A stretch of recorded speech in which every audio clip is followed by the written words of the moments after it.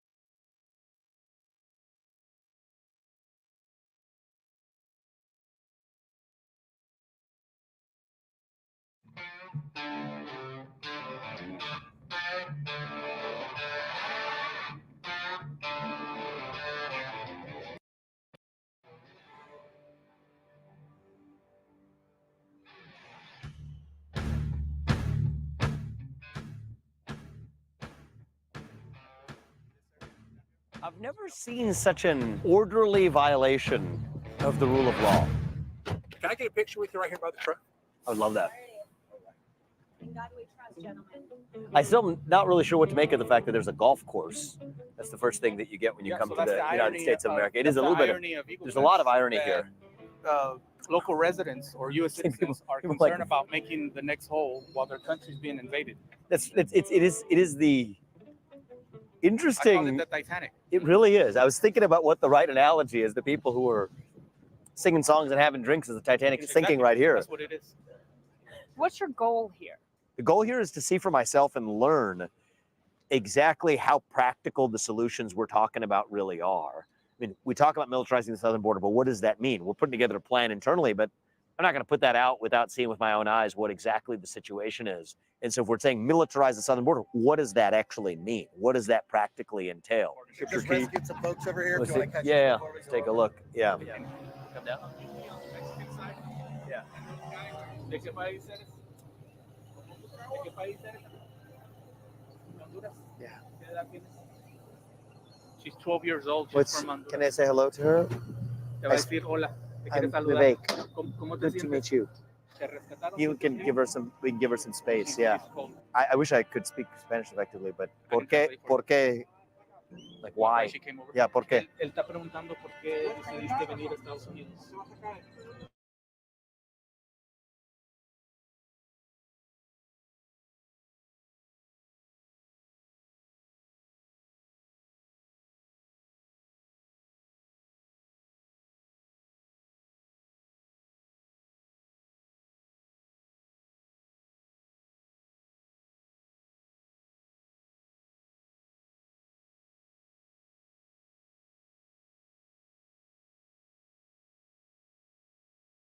Pregnant women. See, just Pregnant women swimming, crossing. Yes. I think it is inhumane to watch a 12-year-old girl who was separated from her mother with her father, who's entering critical care, now separated from her father as he's getting that medical care. She sits under that bridge. It's not humane to the people who are crossing, and it's wrong to the people who are in this country. And if you hear about the hospitals here being actually taken up by care for migrants, unable to take people who actually live here on this side of Texas, it's wrong for everybody involved. And so my moral obligation as the next US president, if I'm elected, is to the people in our own country, in our own homeland. Mexico's president has a moral obligation to the citizens of their nation. But we have to be very clear about that. And I think when we're ambiguous about temporarily virtue signaling by allowing that to happen, claiming that's humanitarian when it's not, everybody's worse off. And most importantly, from my vantage point as US president, the people of the United States are worse off. People are coming here for a better life. Exactly. And, Now, and the other this question is why now? And they'll Yeah. tell you, it's like with this administration, they feel like there is an open border. Yeah. And I've asked them, like, have you heard of President Trump? It's like, yes, and that's what we're And that's- coming now. That's the guy They you wanna don't get didn't want to setbacks. come during his Right. tenure, Exactly. but they're intentionally coming now. You have incentives. We're human beings. We respond to incentives. There's a cost to coming over. There's a probability of success, depending on what you see in the border. Then there's the upside of coming. We're making the upside quite high, the cost quite low, and the risk isn't very high of coming over either. Now, many people are taking health risks, which are inhumane even to them, but increase the cost, lower the probability of success, and lower the payoff for having come. This would be pretty, I mean, this is a pretty serious deterrent. Somewhat, but as you can see, they'll bring their blankets. Yeah, you can throw that right over. That's how they can- So this is barbed wire laid down by the state, by Texas. It does, I have to admit, look like a pretty effective deterrent. This is sharp, I promise you. However, if people literally walk across that half of the river and getting to that little island, that little small strip right there, that's considered US, such that Customs and Border Patrol, I'm told, then actually helps cut through this barbed wire for people to enter safely. So that doesn't make sense, right? Think about the incentive structures. Yes, this looks like a really difficult thing to navigate. Yet if CBP is cutting a passageway for people to come in, all they have to get to is that little island over there. It kind of makes the rest of this a bit of a farce. The Border Patrol just turned 99 years old this past May.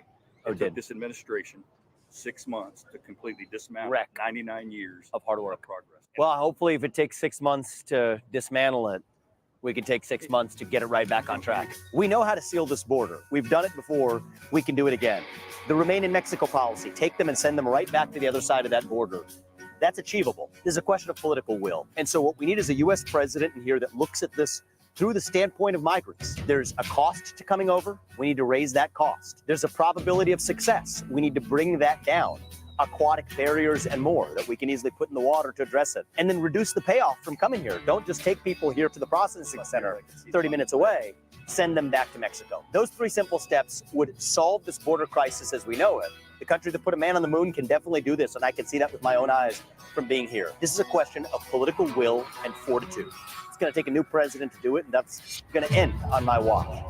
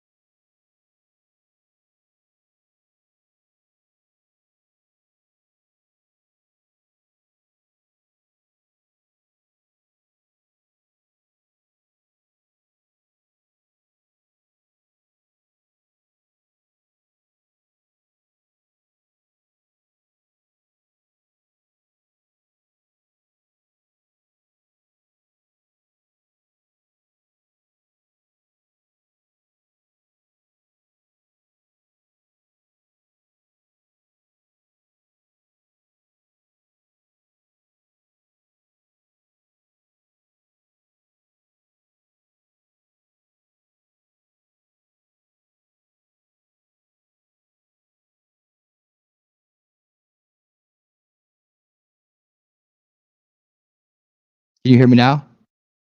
What is going on with this microphone? All right, sorry about that, guys. Okay, now it's back. All right, cool. Sorry about that. Okay. Hey, Nacho Kitty, how's it going? Oh yeah, sorry about that. I don't know what's going on tonight. But we're back. Yes, there's Nacho Kitty. All right, sorry about that, guys. I hope you guys enjoyed that that warm up by Vivek. Sorry for the gap there and the coverage. And we're going to get right on to the documentary here. Now that where he was at was a little bit different spot than what we're going to be looking at tonight. We're going to be looking at the other side, like coming in through the other side there in Texas, and we're going to be at the very tip of it. So I'm pretty sure that yeah, it's a very complicated subject, and you're going to learn a lot tonight. I promise you.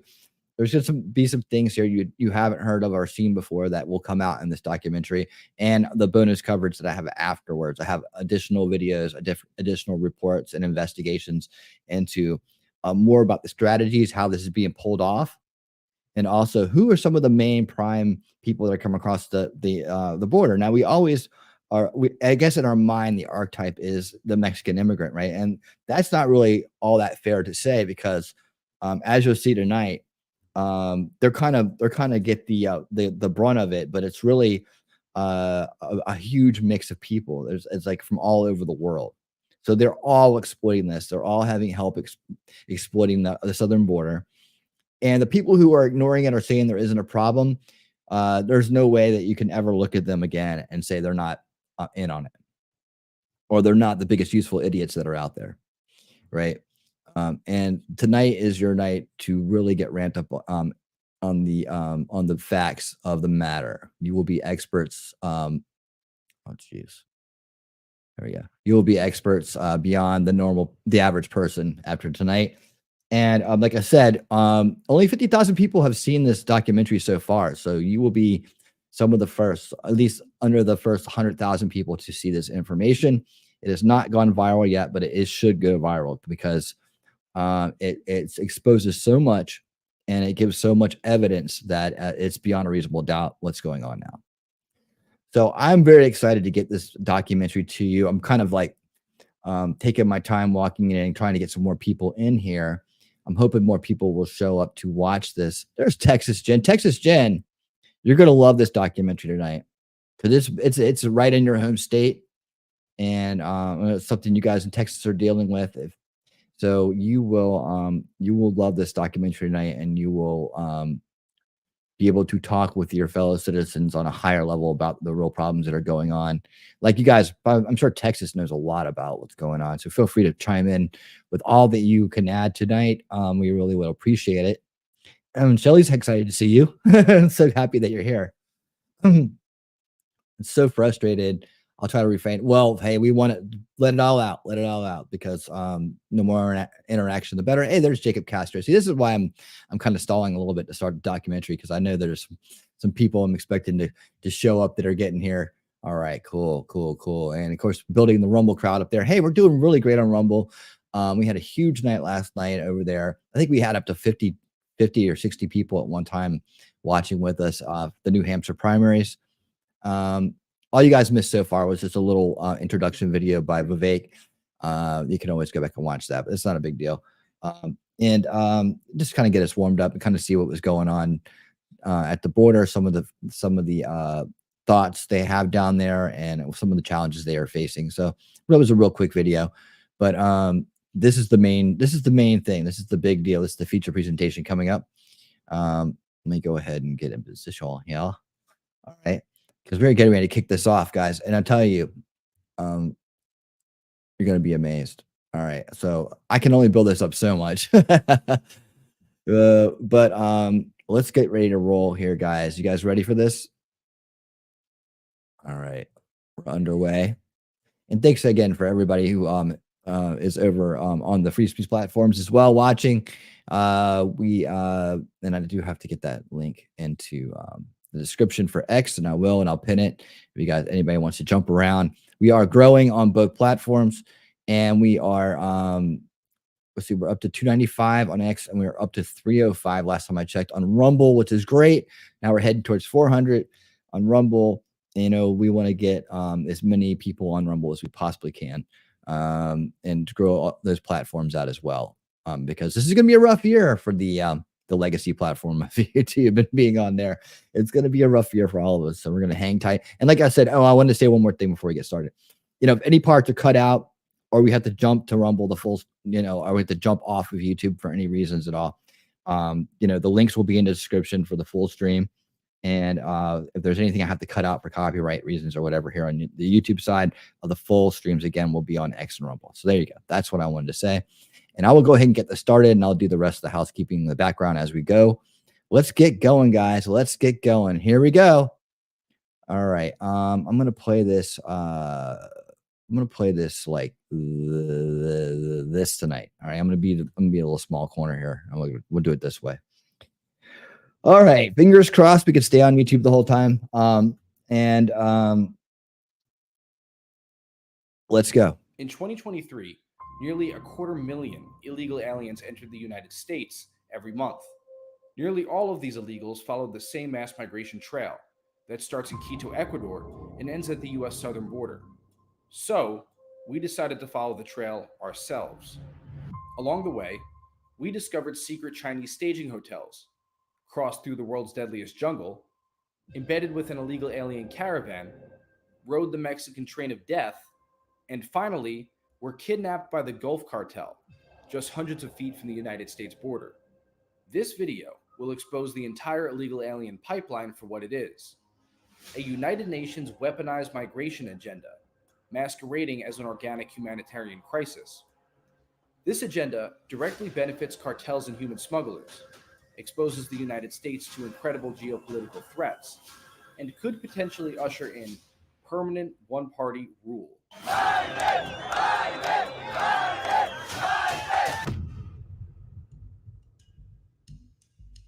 The first stop along the route is Ecuador. US-bound illegal aliens from all over the world first fly into the capital city of Quito due to the country's easy entry requirements. From here, aliens begin making their way towards Colombia. In the Ecuadorian border town of Tulcan, dozens of government and non-government organizations offer aid and instructions on how to navigate the mass migration trail. This map, provided by the United Nations, shows all of the migration-related organizations in Tulcan. Aliens receive aid in the form of legal assistance, food packages, healthcare, maps, and more. Some of this aid is incredibly bizarre. The United Nations International Organization of Migration, IOM for short, hands out pamphlets detailing how to put on a condom. It is clear that the intent of these organizations is to direct the masses of illegal aliens to the United States. Consider this map, which shows the route from Colombia to the United States and marks 12 U.S. border crossing points with flags. Many similar maps are distributed by other organizations. This map, distributed by the Red Cross, shows the route from Panama to the United States in painstaking detail. On the back of the map, illegal aliens are encouraged to ride on top of freight trains to reach the United States border. Okay, just taking a quick look at the maps real quick that they just were pointing out. Look at that. We've seen the similar infographic type usage here and all the other like UN and WEF documentation that we've reviewed. So very organized, very well thought out, a lot of money going into this, right? They're covering all angles. They tell me this isn't like an organized invasion, right? Like this should be addressed. This could be and should be addressed in some kind of way, you know, along this disbanding the ability to get this kind of information out there to formulate this type of thing. And like putting pressures on the countries that are allowing this to happen is the key here. Otherwise, we have to go in and invade militarily, right? I mean, somehow this has to be stopped. First, we take away the incentives, we secure the border, and if they keep at it, then we have to go after the players and stuff. But we should be going after them anyways because this is a hostile invasion. Aliens are encouraged to ride on top of freight trains to reach the United States border. It's worth noting that these maps direct aliens into incredibly dangerous territory, such as the Darien Gap or cartel-controlled areas of Mexico. If this mass migration program were truly for humanitarian purposes, venturing into such territories would be discouraged. Not only are aliens risking their lives by following these instructions, but the United Nations is indirectly helping organized crime earn untold amounts of money by sending millions of people their way to be smuggled. These same criminal organizations notoriously rape women, rob innocent people, and execute their enemies. After crossing into Colombia from Ecuador, the next stop along the route is the city of Pasto. It was here that we discovered a secret staging point for Chinese illegal aliens headed to the United States. So right now we are in Colombia at the Cabañas Rio Mayo Hotel. And this hotel that we stumbled upon by accident is a major hub, a major transit point, meeting place for Chinese foreign nationals that are on their way to the United States. And last night when we were here, we were eating at this hotel restaurant, and we were the only foreigners that were not Chinese. I mean, literally the entire hotel is just Chinese foreigners. We spoke with the hotel staff here, and they confirmed that. And while there are some women and children, it's mostly military-aged males. There's some right behind me right now, actually. One thing to note is that among all of the foreign nationals that are entering the United States illegally, the Chinese are among the most well-funded and the most sophisticated in the way they go about getting to the United States. Whereas the Venezuelans, for example, are very poor. They just trek up to the United States on foot in mass caravans. They don't have much money. The Chinese are very well funded. They're the ones that are taking planes. We're right across the street from an airport right now. And they also have established networks. And this hotel that we're at is proof of that. It's all Chinese, and for some reason they all know to come here. It's because they are in direct communication. People that are further up the trail or that have made it to the United States are telling people that are on their way, hey, this is a hotel that's safe for you. We also found, we were staying at this hotel, you know, they're expecting Chinese. You could see a lot of the writings, a lot of the signs in this hotel are written in Chinese. Again, this is further proof that it's not by accident. It's not just some sort of one-off occasion that there's all of these Chinese nationals here at this point. This is a known hub, a known meeting place for Chinese that are in transit on their way to the United States. We spoke with the Chinese national who's staying here right now, who's going to be trekking through the Darien Gap and going up to the United States. His destination is either New York or Los Angeles. And he told us that there are definitively Chinese spies in the United States. Are the Chinese police in the United States?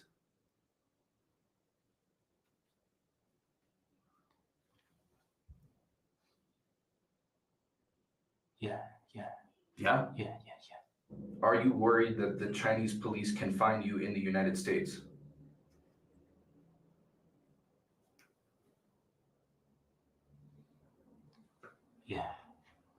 Yeah? I'm afraid. This is very interesting. You have a lot of Chinese that are coming across the border. They're very organized. Yet China isn't known for wanting their people to leave. Yet there seems to be a ton of people able to do it. They know what they're doing. I mean, the Chinese government isn't stupid. I mean, they may be incompetent and misled, but you know, they know where they're flying into. They know how they're getting out. I mean, I'd like to know more about this. We will actually have some bonus footage about this aspect of the immigration issue, or the invasion issue, I should call it. So we will have more about this after the documentary, but I just find it very interesting that so many Chinese are trying to escape. I don't blame them for wanting to get out of communist China. It sucks over there at all. But you know, how many are, like he said, spies are mixed in, Chinese police are mixed in. They're not stopping it, they're going with it, which is interesting. 便衣警察。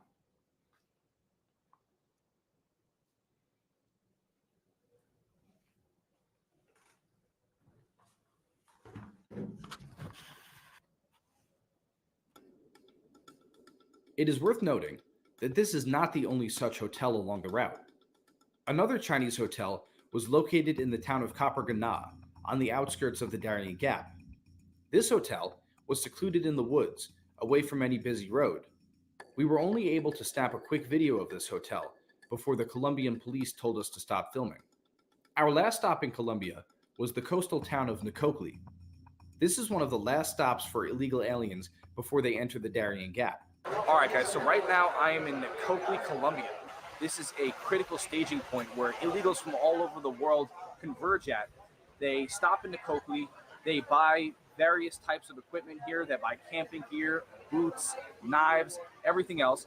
And there are so many illegal aliens converging on this town daily that a large portion of this town's economy has now been centered around selling these illegal aliens gear in order to cross into the jungle and survive. And even right now, there's people walking around with baskets selling gear to these people. Right here. ¿Sí? ¿Qué es? ¿La linterna? ¿A cuánto cuesta la linterna? 25.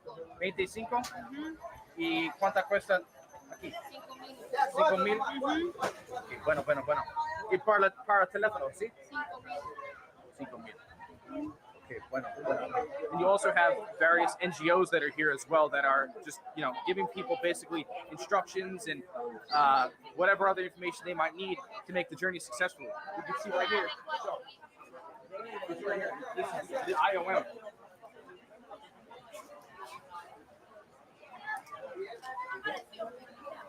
That's Spanish. The OIM is what it says on his vest. That's Spanish for the IOM, the International Organization of Migration. That's the migration arm of the United Nations. You can see here that he was kind of trying to turn away. He didn't really want to be in the camera. Tienes que preguntar primero antes de grabar a las personas, por favor. Sí. Repite. Ask me. Like, he feels so entitled. Dude, you're there, you're a criminal. You're a criminal working for a criminal organization with your little rainbow patch there. Dude, and he's got an attitude. Ask me. You don't have rights, dude. Where are you at? You're in Ecuador. They have a right about being filmed. Oh, permission. So that's what's going on. Oh yeah, Daisy. I saw that, and I have that, and we're gonna show that at the end. So Daisy's giving out spoilers over there on Rumble. He's from the OIM. That's the United Nations out here giving all sorts of aid. And then you have illegal aliens from all over the world that are about to get onto boats and go into the jungle. This is what it looks like.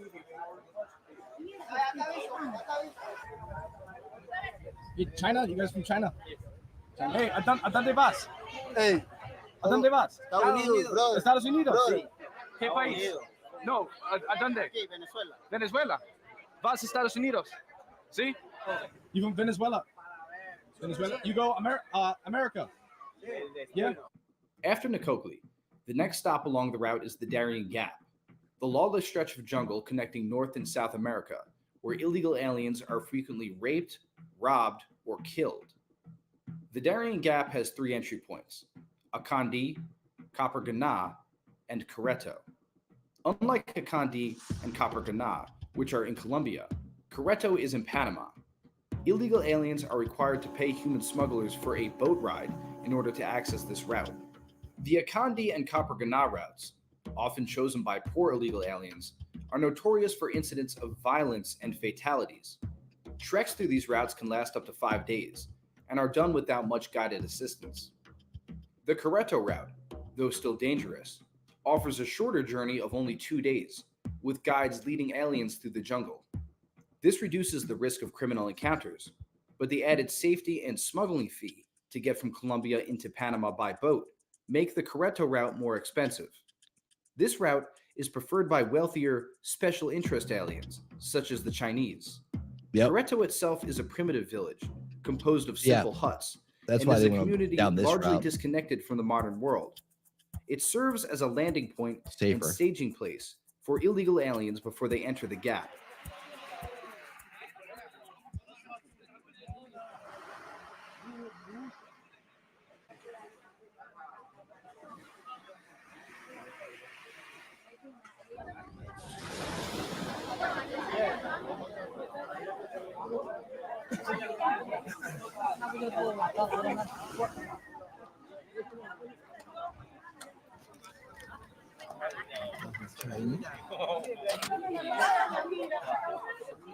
China.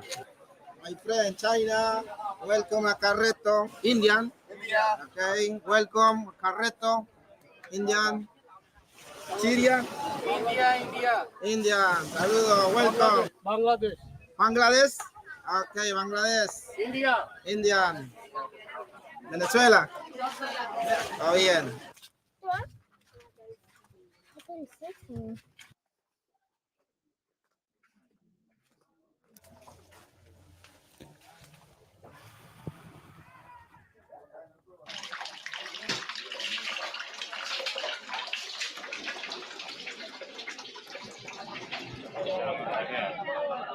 Like a WAS station? So we're about to depart right now, and we're in our group. There's about 20 to 30 people in each group. They break up into groups? Those are the other groups. And we've just been given a ticket. This is a ticket here. Yeah, that ticket. We're about to enter the jungle.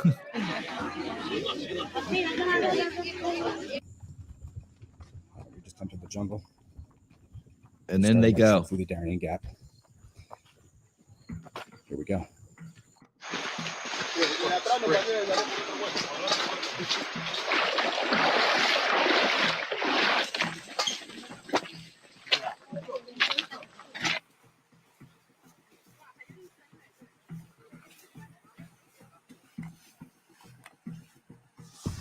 All right, so right now I'm wringing out all my shit. There are a bunch of streams along the Darien Gap, and they're pretty unavoidable. And the reason you got to do this is because if you keep your shit wet and you keep walking around in it, you can get trench foot and die. That'd be awful.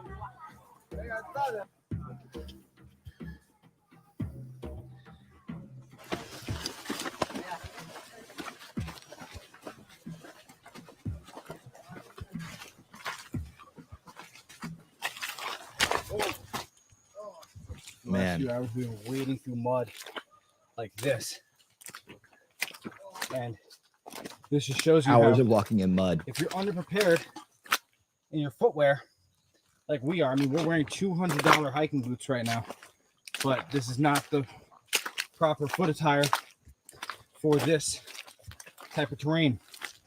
And so our feet are absolutely drenched right now, totally soaked with water and mud. And this is how you get trench foot. And your feet basically just start falling apart.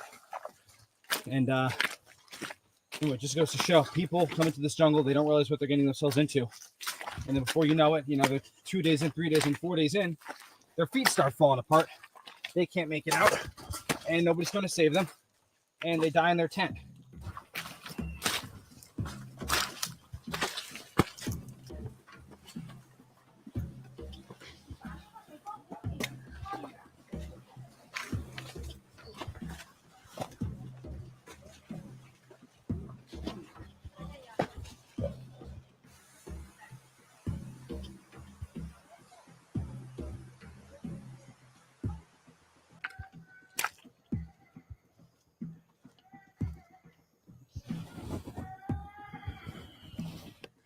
Okay, so we're like 7 hours into the hike so far, and it's very clear how people drop dead in this hike. Right now, we're even taking the easier route from Coreto.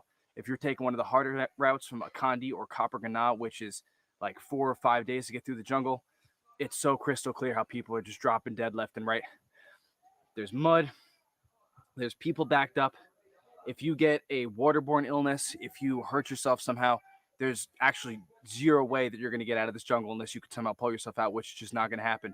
And then add to that danger, people attacking you, criminals on the route. We've already seen very sketchy people walking by with, machetes. We saw a guy with a rifle, people coming up to us, asking us about our bags. Extremely dangerous. Children walking by crying, like right here. This is the Trail of Tears. And so, again, we're only 7 hours in. People are still fresh. Imagine if you're 17 hours in or 27 hours in, people just start dropping. So that's it. We're going to keep going. We got a few hours left in the day, and then we're going to call it.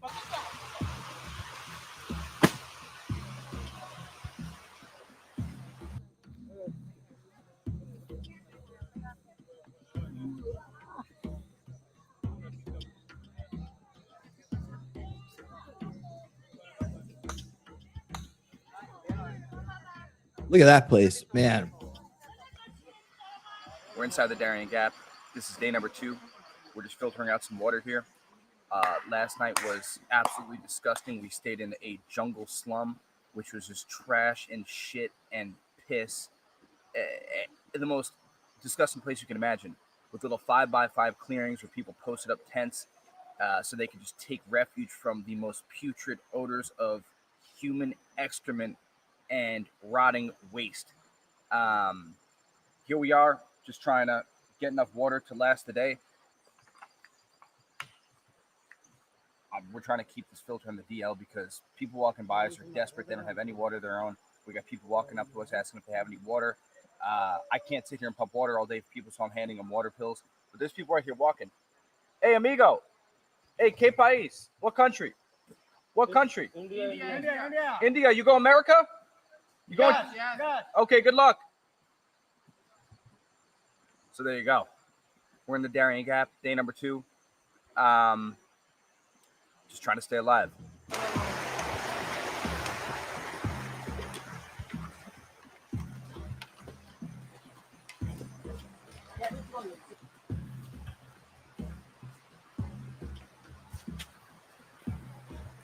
Why do you like Joe Biden? Joe Biden is a nice guy. You see, he opened the border for all the countries.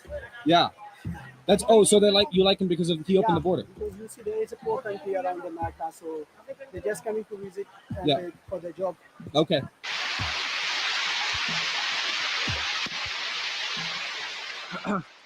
We're inside the Darien Gap. It's day 2. We're about 6 or 7 hours in on the day. Right now it's pouring rain. We've been filming, and the guides here, the Embera Indian guides, do not like that I have my camera. We're getting some really unfriendly looks from them. We just started getting them now. They've been a little bit suspicious of us all day, but now they saw me take out my camera, and I don't think they like it very much. So we're just gonna have to like they're popular. They were telling me that, hey, you. Okay, thank you. That's one of the guides right there. Actually, we just got to be careful because these guides do carry weapons on them. They do carry pistols in their bags, and if they want to do something, if they want to rob me or take my camera or do something worse, they could do it with no consequences.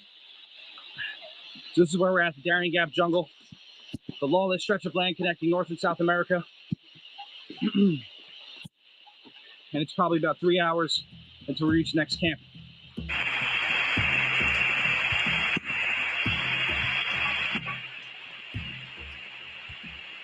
After illegal aliens exit the Darien Gap and enter Panama, they are transported out of the jungle by piragua boats and buses and moved into Panamanian refugee camps.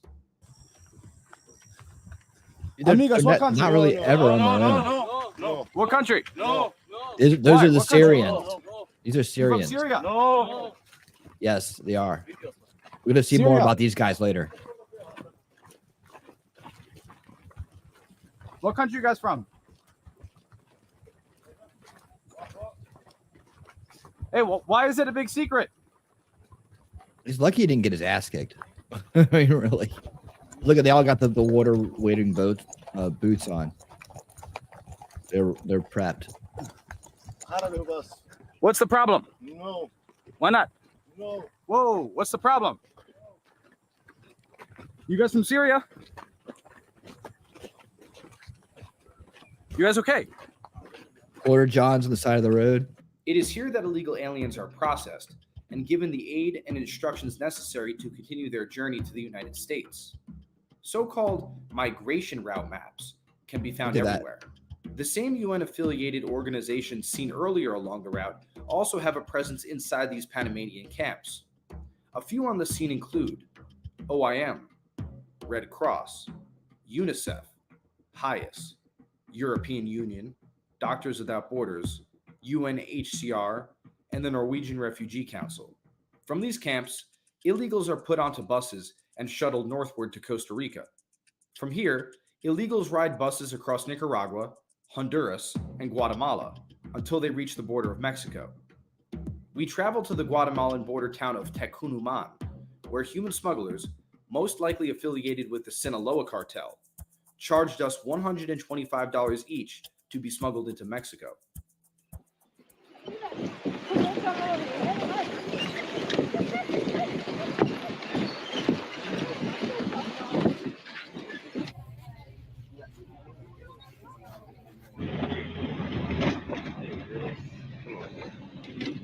Sugar Britches. After crossing into Mexico, I think they did we have a embedded lot of with hidden massive cameras as well. illegal alien Sometimes caravan it's had to get and out there and do headed it. towards They're Mexico very City. brave. The caravan was highly organized. Leaders in the front carried a large banner and a crucifix that read, "Contención es mi muerte," containment is my death, a propaganda message implying that not allowing open borders will result in their deaths. The group responsible for organizing this caravan, and many others like it, is Pueblo Sin Fronteras, People Without Borders. The group has released anti-American statements, such as one on November 26, 2018, which said that the United States systematically deprives asylum seekers of their liberty, separates families, and often deports people to their death. Ironically, one of the leaders of Pueblo Sin Fronteras is Ireneo Mujica, a United States citizen. The group has also received the support of... How about that? Let me just stop it for a second so YouTube doesn't catch up with me. About halfway through, but so how about that? So even from the inside here, we got people working to help funnel people in illegally to the country. Radical left extremists who have helped fundraise for the organization. So this morning we left Palomares, Mexico, and we're walking towards San Martin with a massive caravan behind us. There's about 2,000 people in this group, and we've been walking for about 4 hours. We have at least that much more time before we get to the destination. ¿Qué país eres tú? Salvador. ¿Sí? Aquí están todos los países. Aquí viene de todo, cubanos, venezolanos, nicaragüenses, hondureños, Guatemala, Colombia, Cuba. ¿Por qué todos le gusta el presidente Biden? ¿Por qué? Presidente que ayuda mucho al inmigrante. Es un futuro mejor, Biden. ¿Biden por todos? Por todos. Sí.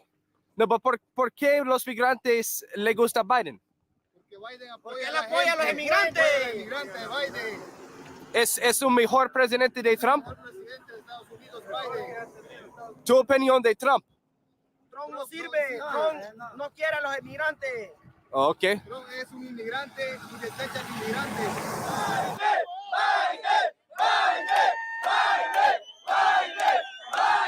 No, they're not trying to replace anybody. They're not trying to build a new voting block at all.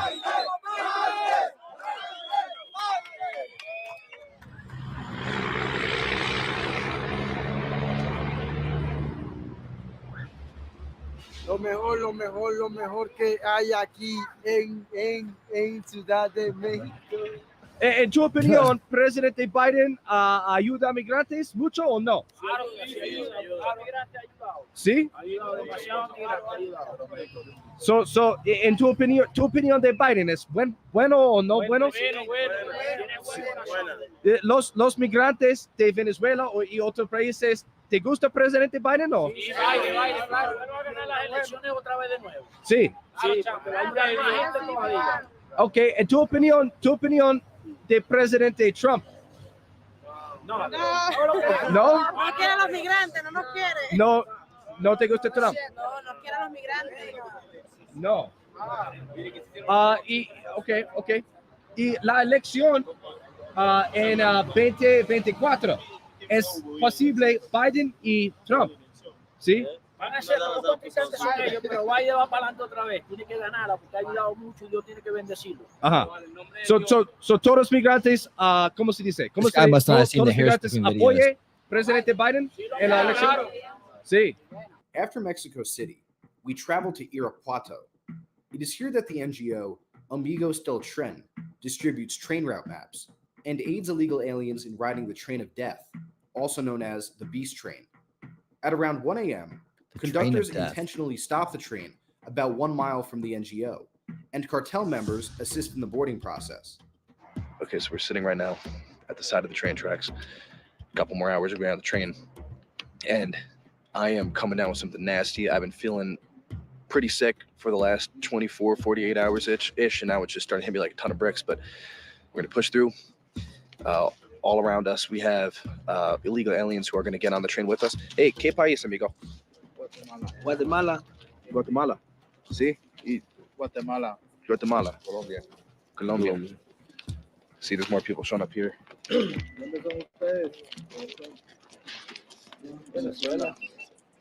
Anyway, that's the situation out here. So another hour or two, we're on the train, and we're going north. About to get on. Hey, all these people. Go.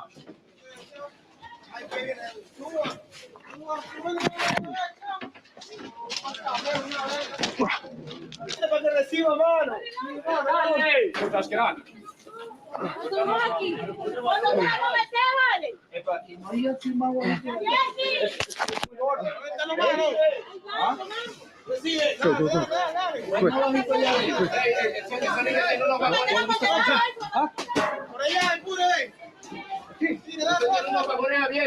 Where you go?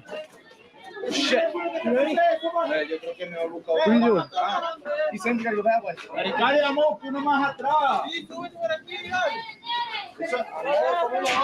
Josh, whatever you do, just watch your feet, don't fall. The kids trying to get up there, you know?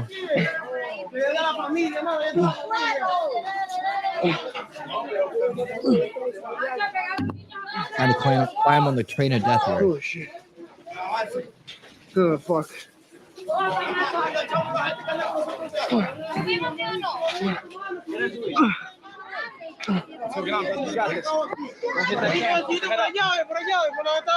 Toss it up. Toss it. You just gotta toss it. Camina por abajo entonces.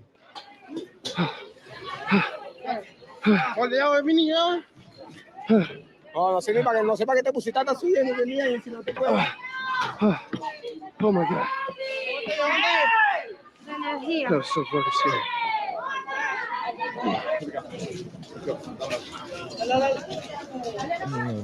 Mírame con maleta. Easy.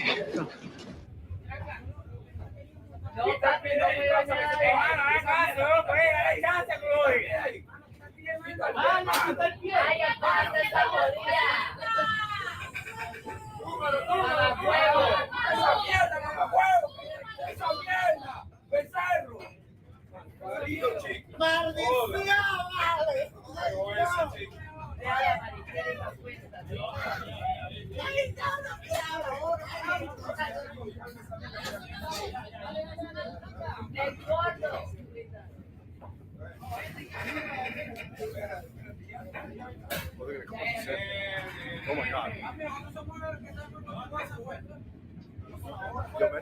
Sit here. Go.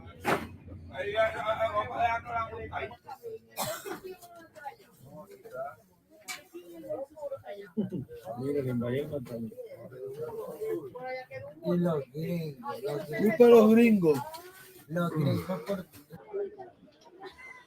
Yeah, Wiki. Saluden.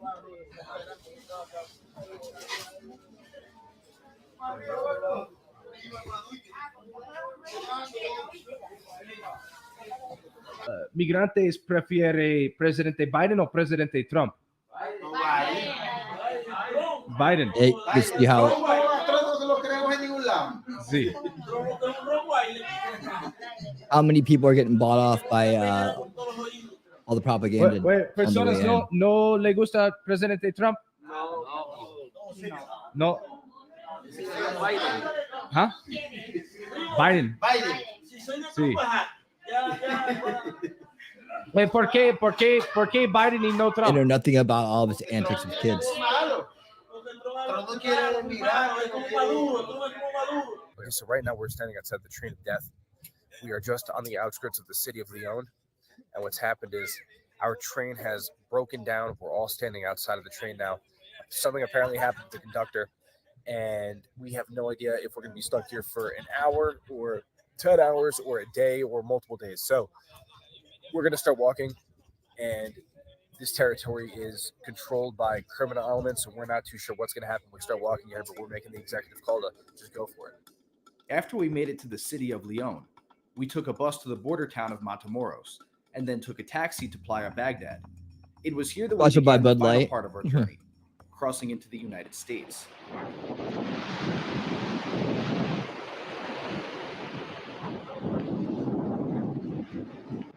Okay, so right now we are at Playa Baghdad. This is south of Boca del Rio Bravo, which is going to be the place from which we attempt to cross into the United States. You can see the weather today is absolutely nasty. It's been storming and raining out, so we just got to hope that we don't run into some sort of rip current or lose our bags in the process here. We're going to be walking a few miles, maybe more, down this beach in order to get there. And hopefully we don't get picked up by human smugglers along the way. As you know, Anthony and Josh's brother from Muckraker.com got kidnapped yesterday. They were stopped by members of the Mexican drug cartel because in this area of the U.S.-Mexico border, it's the cartel who rules, not America. Earlier this week, you were kidnapped, I understand, at gunpoint by the Gulf cartel. You and I believe your brother, correct, were allegedly bounded, blindfolded, and forced to sit on your knees. This all happened by the Rio Grande. At one point, you were kidnapped. Correct. You were taken hostage. You were blindfolded. Yep. Tell us about that event. That must have scared the shit out of you. A few weeks ago, you got kidnapped on your way back up to Texas. That's correct. So, after riding the so-called beast train and embedding with a massive caravan of these people, we were going to cross into the United States. The area that we decided to cross, though, is right across the river from Boca Chica, Texas. And that's where Elon Musk's SpaceX is. And there were numerous reasons why we chose that location. I mean, we could have crossed in countless other areas for sure, but we chose that location. Number one, because that would be incredible if we could show that SpaceX. right across from this critical spaceport, you could just cross right into the United States. And then we also figured, okay, we're walking up a public Mexican beach. Elon Musk's SpaceX is right there. Surely if there's any point that we were just going to walk across, this seems like it would be a relatively safe spot. Completely incorrect, actually. So we start walking up this beach. It's called Playa Baghdad. That's basically the last road that you can stop at before you have to just walk up coastline all the way up to the Rio Grande, where that spits out to the Gulf of Mexico. We are walking up this beach, we being my brother Joshua Rubin and I. As we're walking up this beach, a truck stops us. And they basically say, hey, listen, get in the truck right now, okay? We're going to take you back to where you came from. We're going to forget this ever happened, and you're going to go on your merry way. In hindsight, that was my warning. I should have gotten in the truck and done it. But for numerous reasons, I was not going to do that, of course. Number one is just safety. I'm not just going to get in your truck. Number two is I have to complete the mission. Basically, I said, no, I'm not getting in your truck. I don't know who you are. And, I have to get to the river. I just told them I was a photographer trying to take photos, right? They call up some supposed buddy of theirs who's down there by the river. and they say, hey, listen, I called my buddy. You now have to get in the truck with us. There's no choice. Because if you walk down there by yourself, it's gonna be trouble for you. At this point, I really got no choice. We get in the car, we start driving north. Again, now we're headed towards the United States. Now at this point, we're literally a couple hundred feet from the US border. This man that they had called on the phone gets in the car. And as soon as this guy got in the car and I could see who he was, I was like, oh, this is not a guy I want to be. Like, this is getting bad. Like, Yeah. This situation's solely not in my control. They whip the car around. They start driving down south. This man who got in the car gets on the phone with the woman. They start rambling in Spanish. I don't really know what they're saying. Puts me on the phone with her. And the lady says, listen, I don't know like what you're doing, but you're supposed to pay $500 to cross in this area. I didn't say I was trying to cross. They just inferred that. And she says, it should matter, like bluntly. She wasn't like trying to tell me I was going to be a kid. Just bluntly, she's like, you're in the hands of the cartel. You didn't pay them. So and now you are being taken by them. You're going to be handed off to a group of armed men. As we're driving inland, something interesting happens. I'm actually filming them secretly on my phone. Had they caught me doing that, I could have been killed. We drive about 10 minutes inland. We unpack our bags, and they see our camera gear and they see the drone, and they start flipping out. Oh, yeah, they start bugging. They're like, what is going on here? Then they start searching through all of our data. They search through my phone, and I'm worried this whole time, like they're gonna find that video that I took of them, and I don't even know what they're gonna do, but I just don't think he saw it. They put us underneath, take hostage type photos. They accuse us of being intelligence or military guys. They're checking us for wires, going through every bit of our bag. Another truck now has pulled up with 4 more armed men. So they took my brother. They got him pinned up against the I'd like to truck. ask him where he hit all And that stuff. you know, I'm thinking this if these people think that we're somehow intelligence guys or military, I mean, we could have a bullet put on our head straight up. And at one point, one of these men points to my drone and holds a pistol to his head. I'm taking this as a death threat. They end up tying up our hands. They throw a blindfold on me. They didn't have one for my brother, so they just pull the hood over his head of just jacket that he was wearing, throw us in the back of the truck, and basically say, like, you're part of an investigation. We're going to see El Jefe. I'm like, how much money do you guys want? What do you want? We'll go to ATM right now. We'll pull it out, and they won't have it. They're like, no, like we're going to see the boss, El Jefe. I don't know where we're going. I'm blindfolded. My brother's got his head down with a hood over his head. As we're driving throughout Mexico, they're deeper into Mexico. They're making stops. People walking up to the truck, whispering about us, saying, intelligentsia or military. They're smoking pot in the car.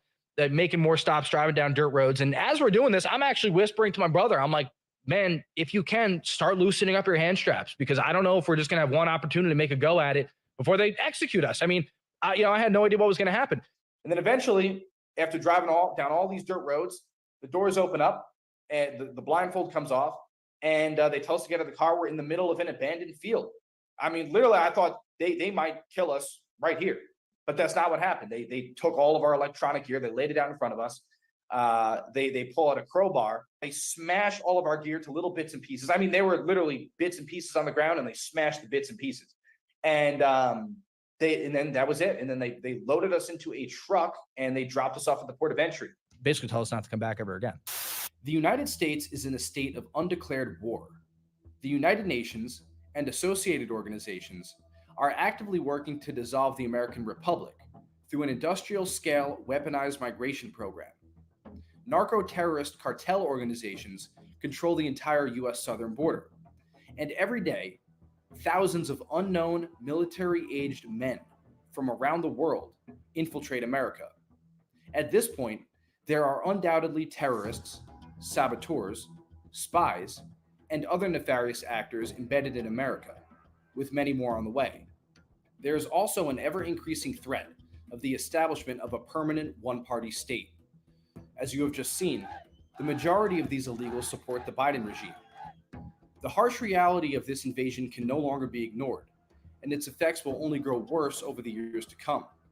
Schools, which once served to educate the next generation of Americans, now serve as illegal alien shelters. Every night, thousands of veterans sleep homeless in the streets, while illegal aliens, who have contributed nothing to America, sleep in hotel rooms for free. Major American cities are watering down the votes of law-abiding, tax-paying citizens by granting suffrage to illegal aliens.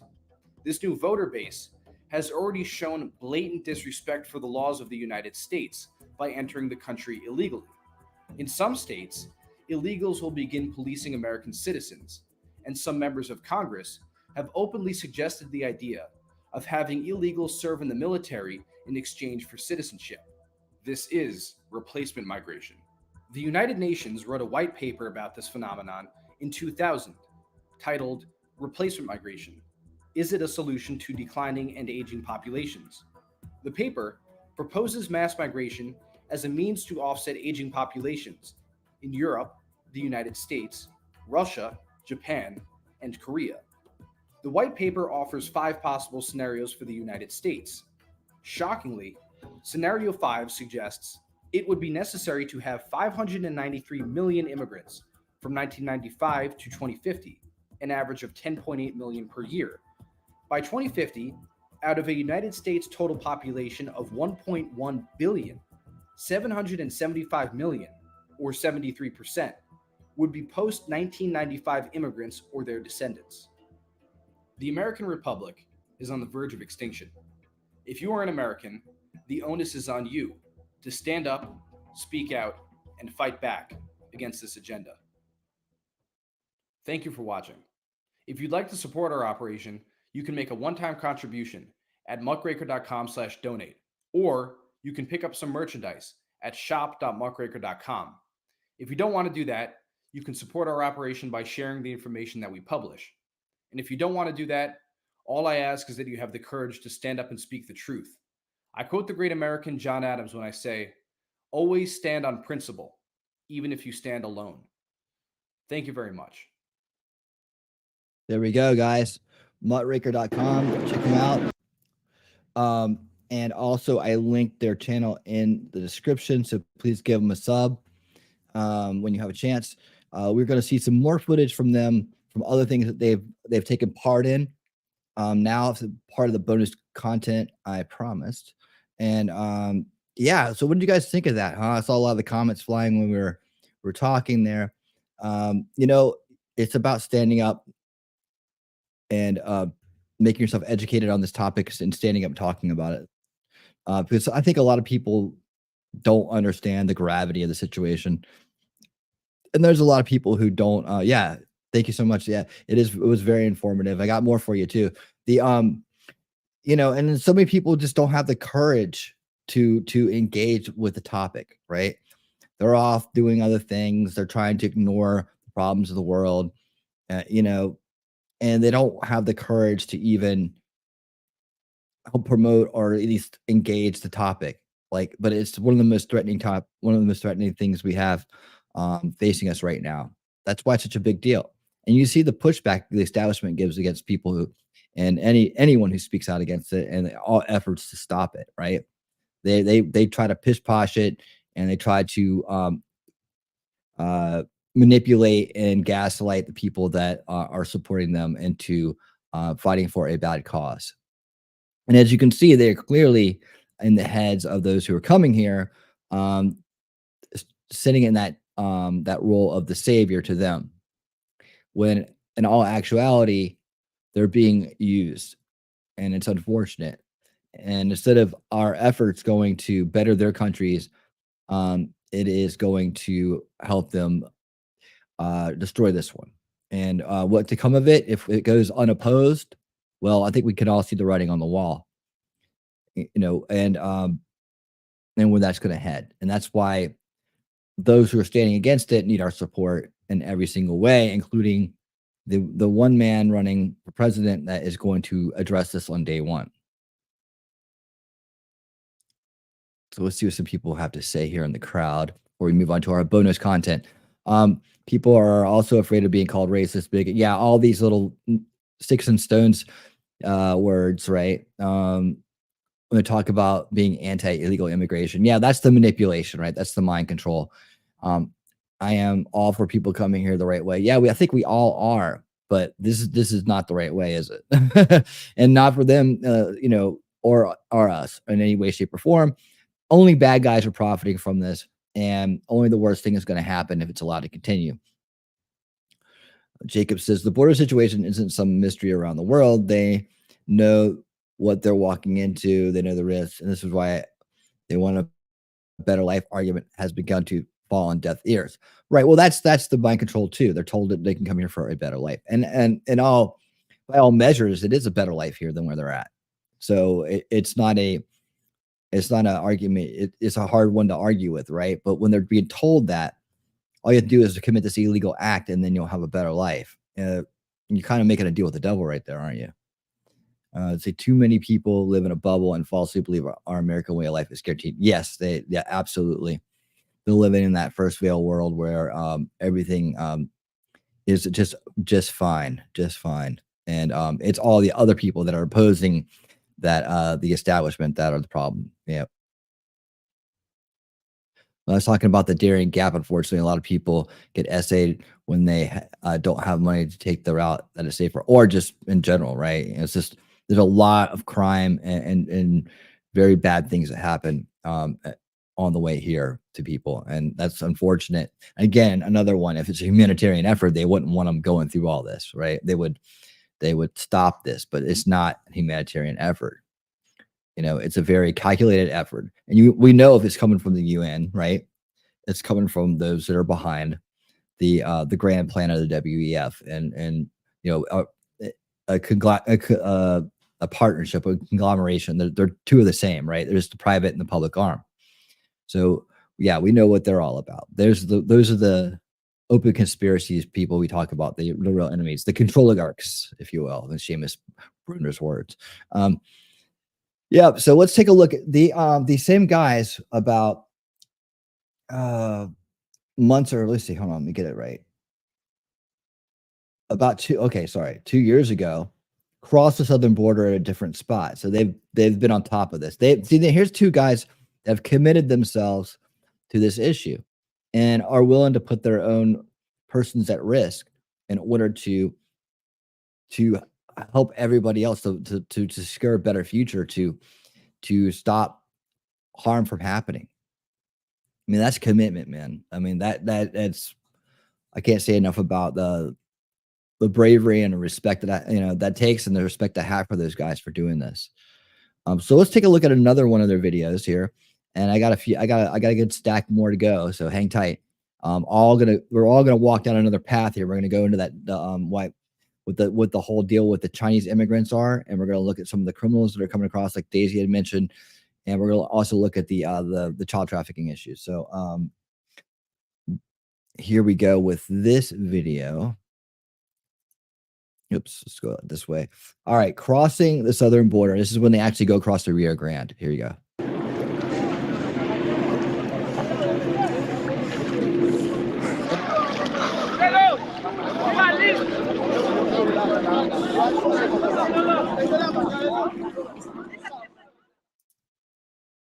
So we have to take a taxi to Acuna because the bridge is shut down. We're not allowed into this city from the U.S. side because they shut down the bridge where all the migrants are living under. So I had to take a taxi up here from Piedras Negras, and now we've arrived.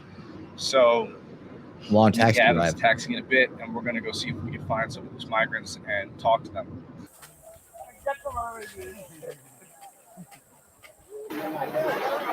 Holy shit. I'm on the Mexican side right now, and I'm about to pass over into the U.S. side. All these people just passed over. This might be a horrible idea. I'm not too sure. But this is what we're doing. ¿Cómo estás? Buena suerte. We're good. Hola. And they're like, whoa, look. ¿Cómo estás? Bien. On the bank of the Rio Grande River in Del Rio, Texas. There's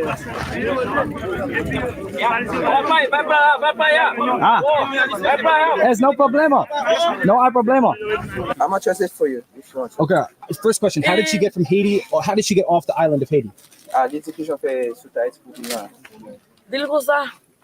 Nous sommes Haïti. De Brésil. De Brésil, nous passons en pile rangé pour matériel là, côté matériel là.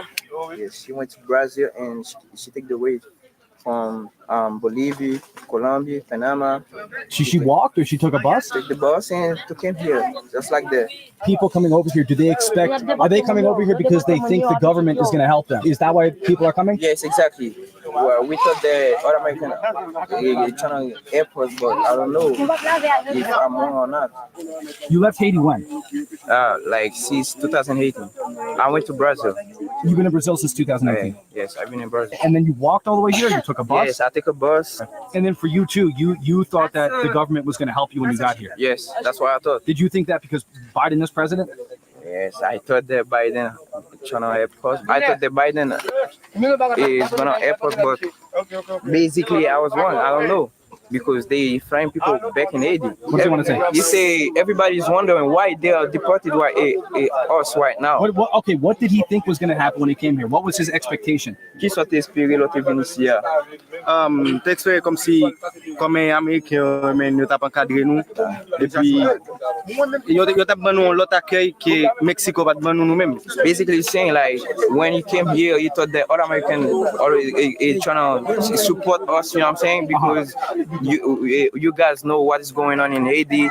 They just don't let us pass. They trying to deport everybody on here. I just want to know why. Okay. Yeah, that's why we came here. We expected a better life. That's the reason. That's why everybody why he is here. You know what I'm saying? Right. We came from a long way. We took the bus, walk by our feet. You know what I'm saying? Right, and then they make this long trek, right, and they get here and they get turned around, and that just builds hostility and animosity towards them. So they're manipulated into coming here, right? They're enticed into coming here, and then when they get here, they realize that that was just a line of shit, and then they are then turned back around. And you know, this is 2 years ago, in a lot of cases, and hopefully all cases, turn back around to go back to where they came from. However, you know, that's also gonna, you know, they just worked their ass off to get here, probably spent everything they had, and then they're like, they get all, can you imagine getting all the way to some place and then having to go right back to where you're from after like putting all that effort in? That, you know, I feel very bad for these people. T-Rex Trucking and more with the super chat. Thank you so much, sir.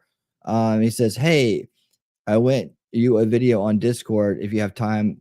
The clip at the beginning, first 30 seconds is interesting on the topic. Okay, I'll take a look at that. And again, thank you for the $5 super chat, T-Rex Trucking and more.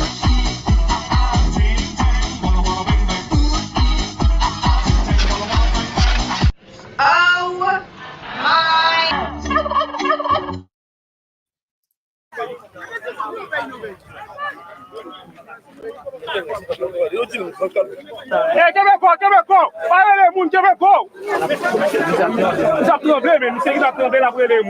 After I spent roughly an hour on the United States side of the river, I crossed back into Mexico.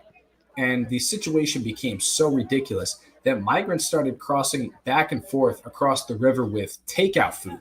And when it got to the point that local Mexicans were showing up and setting up shop just off the riverbank, I was certain that the Mexican police were going to be showing up any minute, but they never came. And as a matter of fact, up until the point that I left, I didn't see any police even anywhere near the public park where this was unfolding on the Mexican side.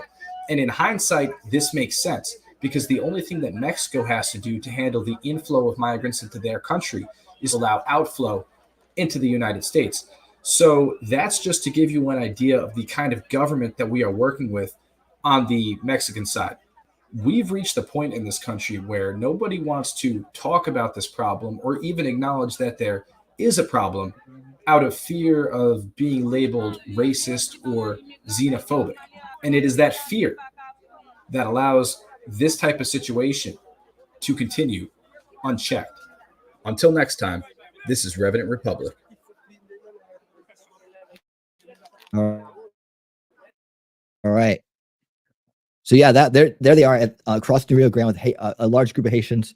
You see the inside scoop there as to what they're talking about and what their thoughts are as they get here. And then some of the quandaries going on there. You see that there's no police presence whatsoever on either side trying to break this up. Yeah, so this is 2 years ago. This is going on.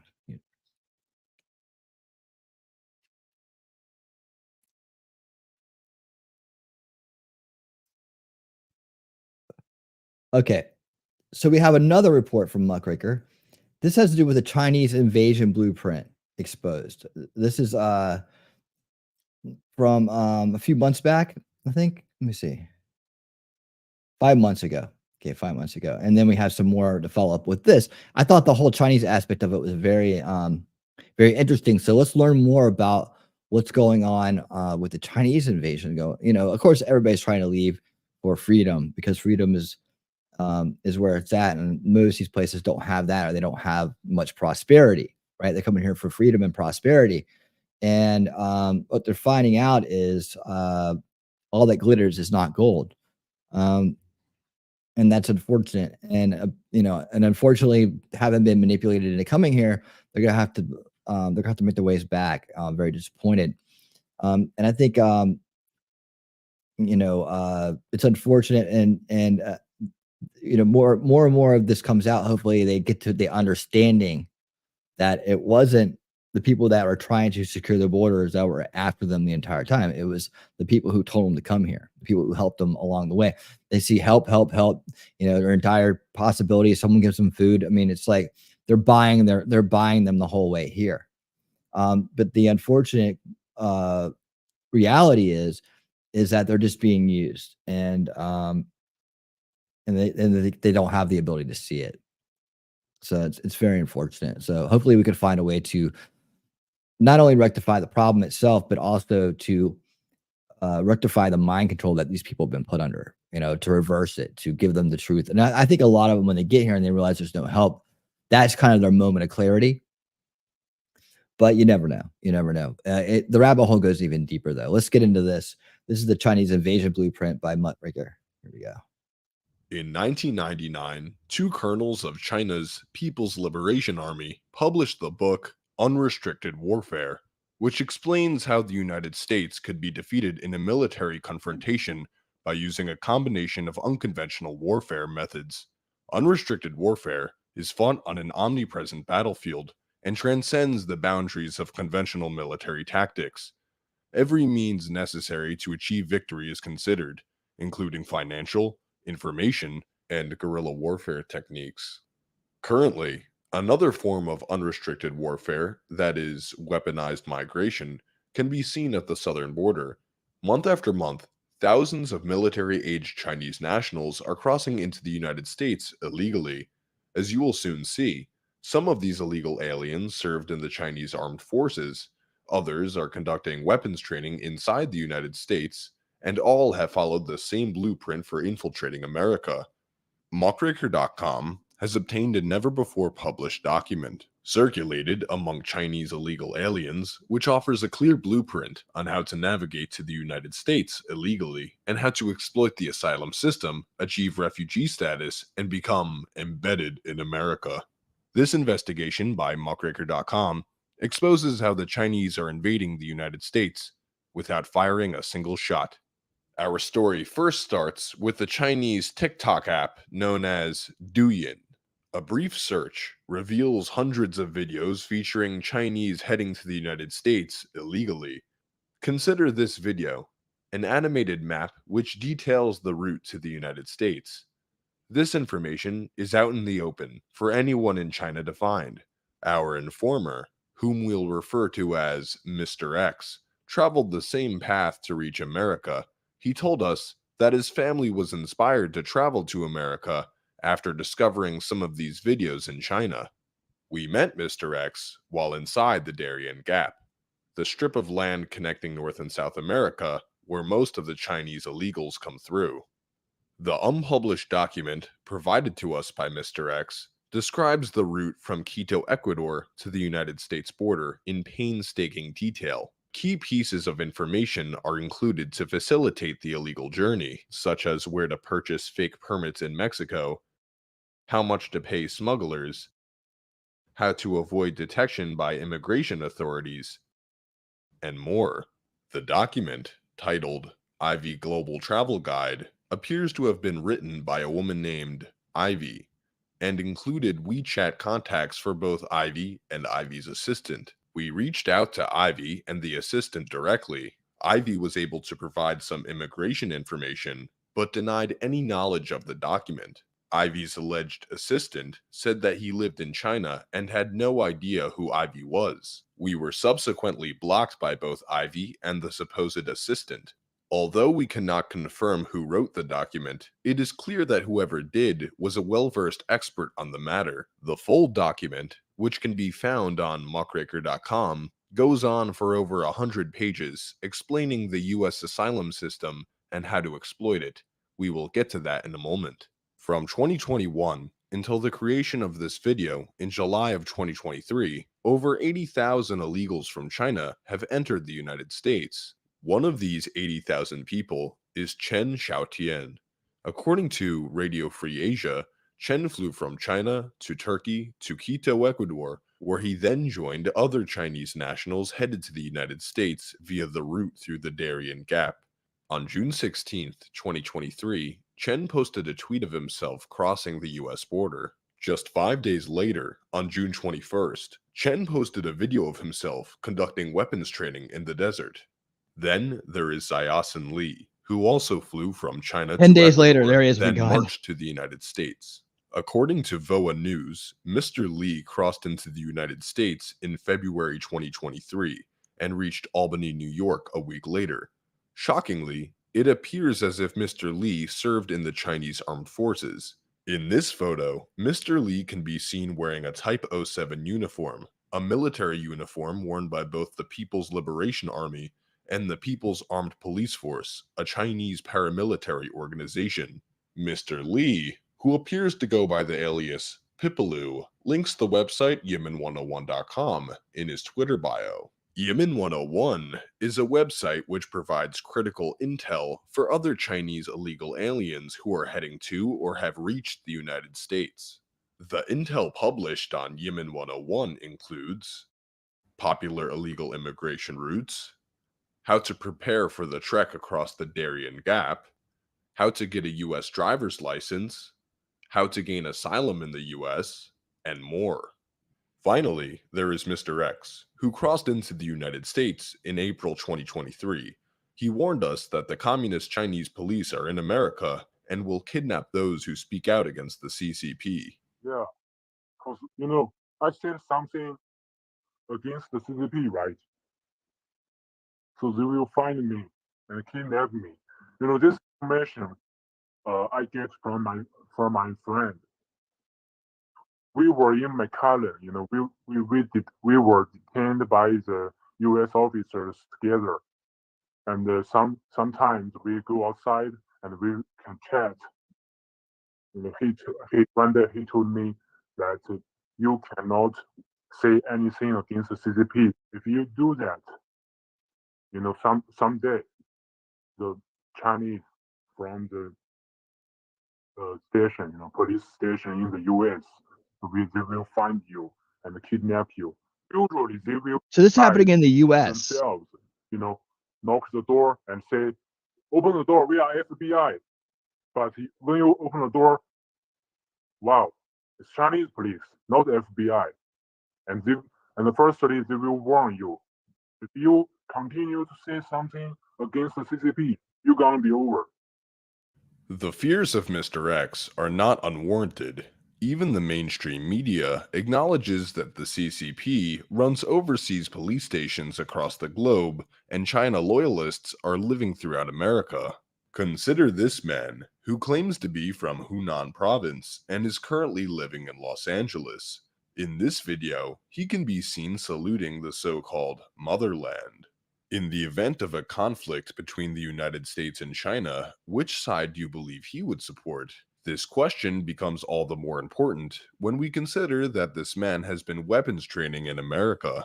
Although we are not sure how or when this individual entered the country, plenty of others with a similar allegiance have undoubtedly penetrated America's porous southern border and joined the ranks of Chinese loyalist networks. Once inside the United States, individuals attempt to gain political asylum in order to avoid repatriation to China. Although there are some legitimate asylum seekers fleeing persecution, there is an ongoing racket of Chinese so-called refugees working with Chinese lawyers to fabricate fictitious asylum claims. Consider this man, who offers immigration consultation services for $50. In this Twitter post, he explains how to apply for political asylum even if you have no experience with political persecution in China, stating, Go out and hold a sign. Participate in pro-democracy organizations. Give them money and keep transaction records. Find a witness and ask him to be willing to prove that you are a pro-democracy activist, or swear at the Communist Party on Twitter. The document revealed in this video goes into technical detail about how to present oneself during an immigration interview.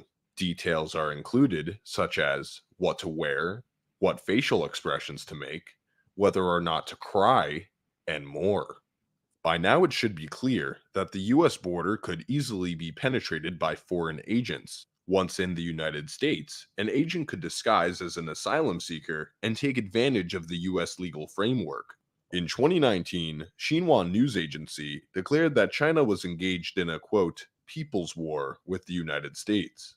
More recently, in May 2023, the Chinese ambassador to the United States wrote 2 open letters which stated, quote, blood is thicker than water, and urged Chinese students studying abroad to serve the motherland. Furthermore, China has a history of utilizing unconventional warfare techniques. Mao wrote an entire book called On Guerrilla Warfare, while the book Unrestricted Warfare, endorsed by the People's Liberation Army, suggests the use of urban guerrilla warfare as a method to engage the United States without a direct military confrontation. China is now positioned to attack America from within. CCP loyalists are scattered across the country, and more are on the way. The longer America allows this trend to continue, the more inevitable will be its defeat to China. So you have that. Man, how swept under the rug is this aspect of the invasion? How swept under the rug is it? I mean, you never hear about this, right? And to find out that actual CCP is operating within the borders of the United States, being clear, how is that happening? Like, we don't even hear that much about this aspect of it.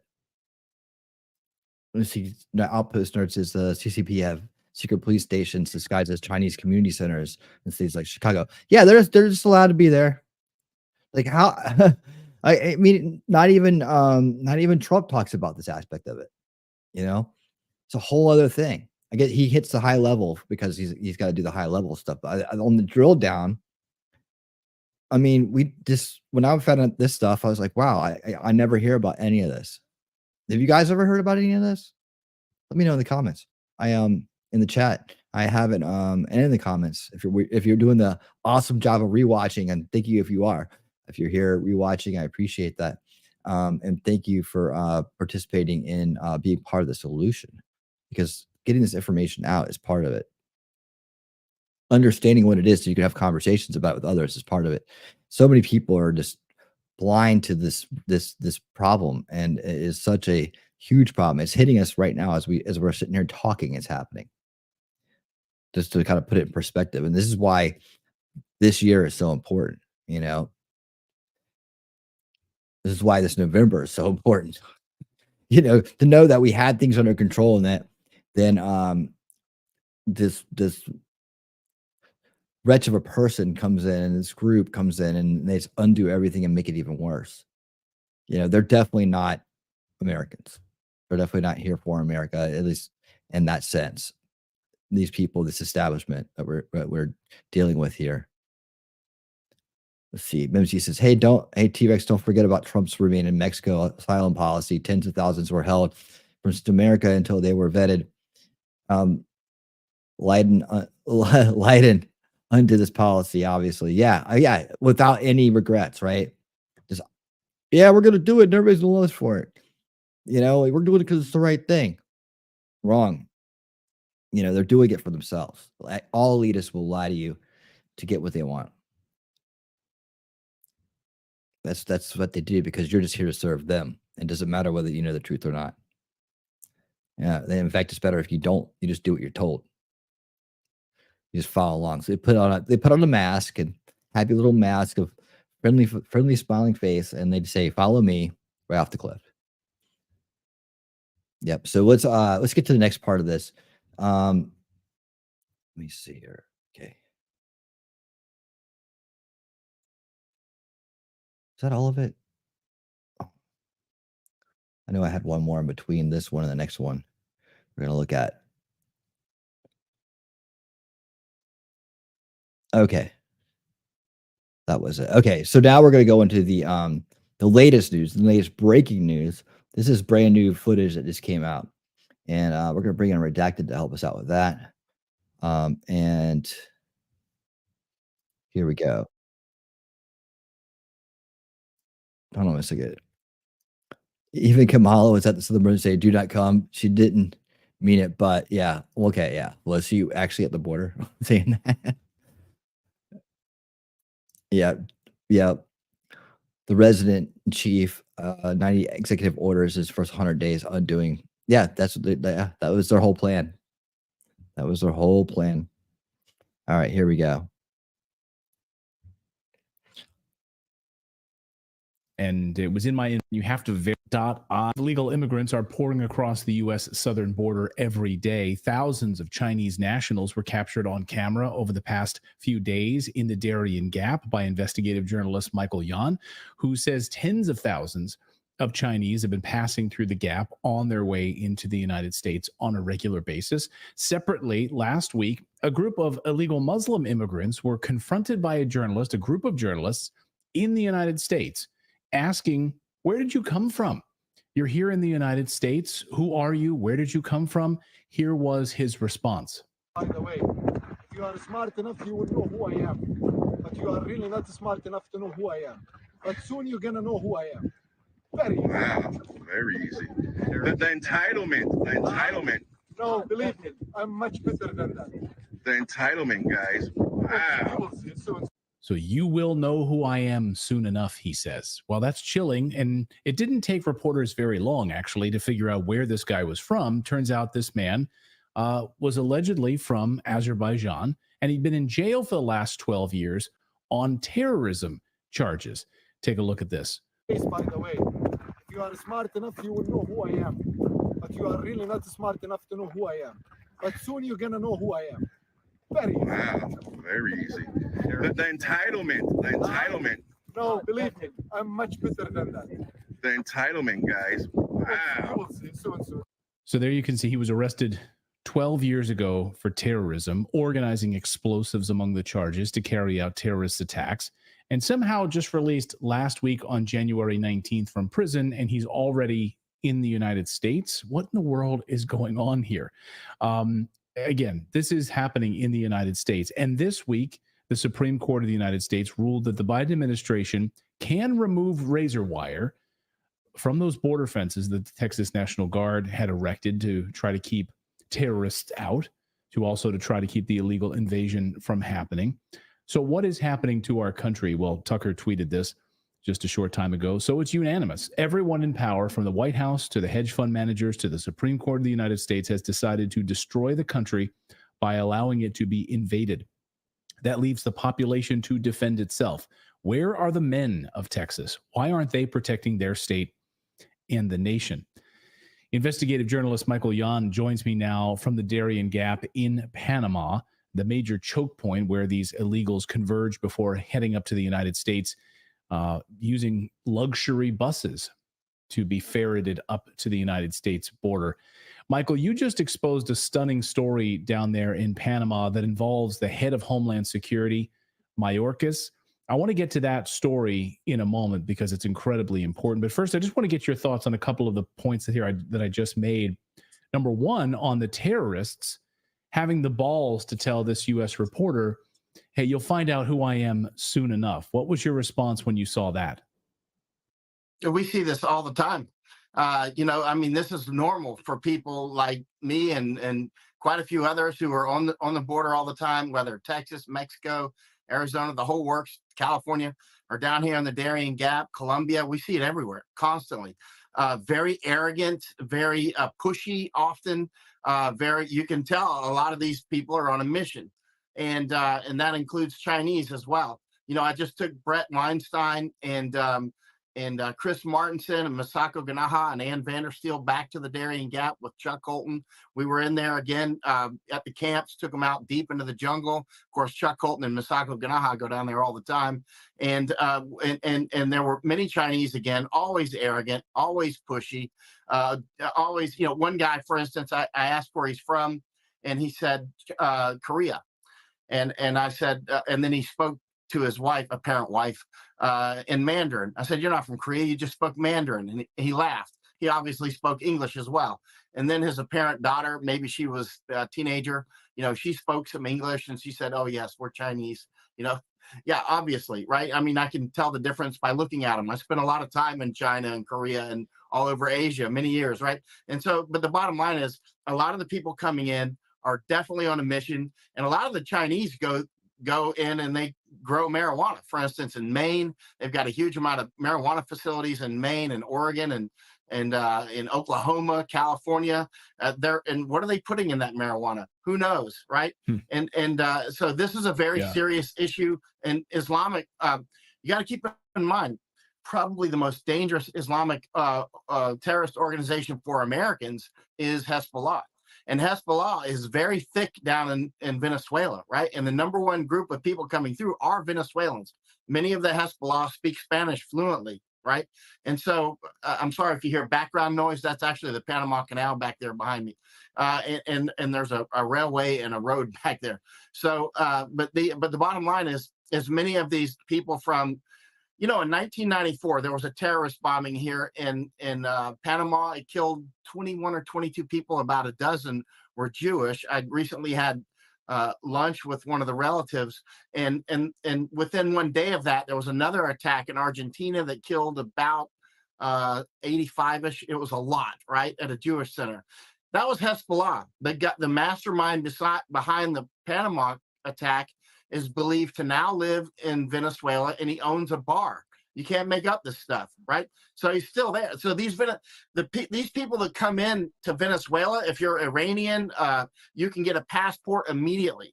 You can just show up, and keep in mind, many of the Hezbollah, when they grew up in Venezuela, their Spanish is absolutely fluent.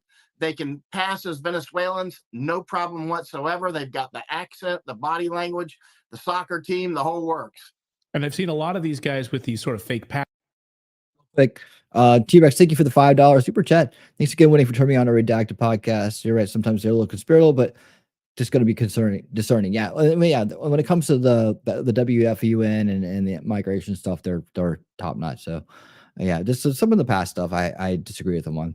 But like I said, I keep an open mind and also make sure that I pay attention as well. Passports pretending, trying to pass themselves off as different nationalities. Of course, we saw this during Vietnam, people pretending to be Filipino. And so, obviously different passports pretending to, to fly under the radar. I want to get your take on something you uncovered in Panama, which is a bombshell story. The HIAS facility that you uncovered there is a China camp. Can you explain what this is, and Secretary Mayorkas being a part of this illegal invasion of the United States? Oh, yes. I mean, I've been talking about HIAS for 3 years now. When I first saw him in Darien, that's right. The Hebrew Immigration or Hebrew Immigrant Aid Society, right? And so, but it never congealed with people exactly what they are. Doug McGregor, Colonel Doug McGregor sent me an email a few days ago. And he said, Mayorkas was a board member of HIAS, the Hebrew Immigrant Aid Society. Actually, Mayorkas is from Cuba. He was born in Cuba, and both of his parents are Jewish, which is interesting. That's probably why he was on the board of HIAS, right? And then he moved. You can see there's a congratulatory letter from HIAS on their website for Mayorkas moving on to bigger and better things from HIAS to become Secretary of Homeland Security. Now, I just took Brett Weinstein and Chris Martinson to the camp where you see the photo of the HIAS sign. They have the HIAS sort of, actually one of their headquarters is like 5 minutes walk from me right now in the City of Knowledge in Panama. But down in Darien, they have another office. Actually, it's a building that I almost rented, but Highest got it first. And it's right beside China Camp, what I call China Camp. Here they call it San Vicente Camp. But China Camp is the camp that Mayorkas went to on April 18th, 2022. I was physically present when he did it. I have video when he did it. He came there on April 18th, 2022, right next to the Highest building, which is China Camp, and he increased the size of that camp. This is the main camp. It's really not a camp much anymore. It's more of a bus station. When you come out of the jungle, you can go there, get a shower, and then get on the buses and head up to Costa Rica and Nicaragua and end up in the United States in a week or so. Now, the Highest, the China Camp, also here called San Vicente Camp down in Darien Province. Again, I've spent months down there right beside this camp. That camp, the trailers that they put in after Mayorkas came with fistfuls of cash in 2022, the trailers are from China. So in other words, these trailers, I've been inside the trailers, bunch of bunk beds, very clean, very nice, showers. Those facilities actually were made in China, bought with American money. Highest is mostly funded by American money. It's public. The same with IOM. IOM and Highest, their offices are right out, 5 minutes walk from here. So this choke point, this spot where, and who's then staying in these nice environments? Is it the Chinese then? And before they're then shuttled off to the United States, backed by United States dollars and the funding of the Department of Homeland Security? I mean, it's outrageous. Chinese, Syrians, for instance, Anthony Rubin, who you've had on your show several times, the man works hard. He was working late last night, sending me incredible stuff. And Anthony Rubin, if you remember when he confronted those Syrians, and it was really a little dangerous for Anthony, he's got a wild side to him. Well, he was outnumbered about 10-1, and he's confronting those Syrians. Or they said they were Syrians. That was at China Camp. That's on the road right in front of Highest. So Highest was about 30 or 40 meters from where Anthony was, kind of calling out those Syrians. They were actually staying at China Camp. So funneling American dollars to expand the size of this China camp, using U.S. taxpayer dollars to expand, make it a cushy environment for illegal Chinese and other immigrants to stay and then be ferreted off using luxury buses to the United States. Do I have that correct? That is correct. That is accurate and detailed. Now, again, Dr. Chris Martenson and Brett Weinstein and Masako Ganaha and Vandersteel, Chuck Holton, I just had them, not that Chuck needs anybody to take him deep into the jungle. That's where he spends a lot of his time. But we were out at Canam and Brio, which is it's where the Chinese have more money, right? So they take an easier route through Darien Gap. There's not like there's one route through Darien. There's many routes. And the more money you have, the easier it gets. And if you take the easiest routes, it's more like an adventure vacation with the Kuna Indians, carrying your stuff on horses. You come through clean, you sleep a night in the jungle and that sort of thing. And they come out in this village called Canan Membrillo, which is about 3 hours or 4 hours upriver by Piragua. It took us about 4 hours that day because unfortunately we had 15 horsepower engines instead of 30, which I requested and from the Indians. But we're pushing the boats. We get upriver, and you'll see in Canan Membrillo. Canan is the name of the village. Membrillo is the name of the river, Rio Membrillo. So they call it Canan Membrillo. It's an Imbara village. They are expanding that facility for more Chinese and others to come through what we call the ATM route. We call it the ATM route because that's the money route. That's the route that people come through. They never get raped. They don't get murdered. They don't get robbed because they pay up front. They pay thousands of dollars. I think I may have sent you a Chinese video one time. You see the Chinese, it's in Mandarin, but they're coming through Colombia, and they come through on the boats. They get on the horses. It's a total vacation video. I'll send it to you if you haven't seen it yet. But they come through Canan Membrillo. Part of that route. It's a total vacation. They're like, yeah, here we are in Panama. Here we are. We spent the money, and we're getting, with the help of the Americans, we're invading your country right under the watchful eye of the Biden administration and Secretary Mayorkas. I want to get your take before I let you go here, Michael, on what happened this week with the Supreme Court and Texas. Now, it looks like, by all accounts, a cold civil war, right? You have on the one side, Texas saying, we're not going to abide by what the U.S. Supreme Court is saying here. We're going to protect our border and set up these razor wire fences, the Texas National Guard. The other side, of course, the Biden administration winning this ruling by the Supreme Court that they can remove this razor wire. But to me, I'm not a Texan.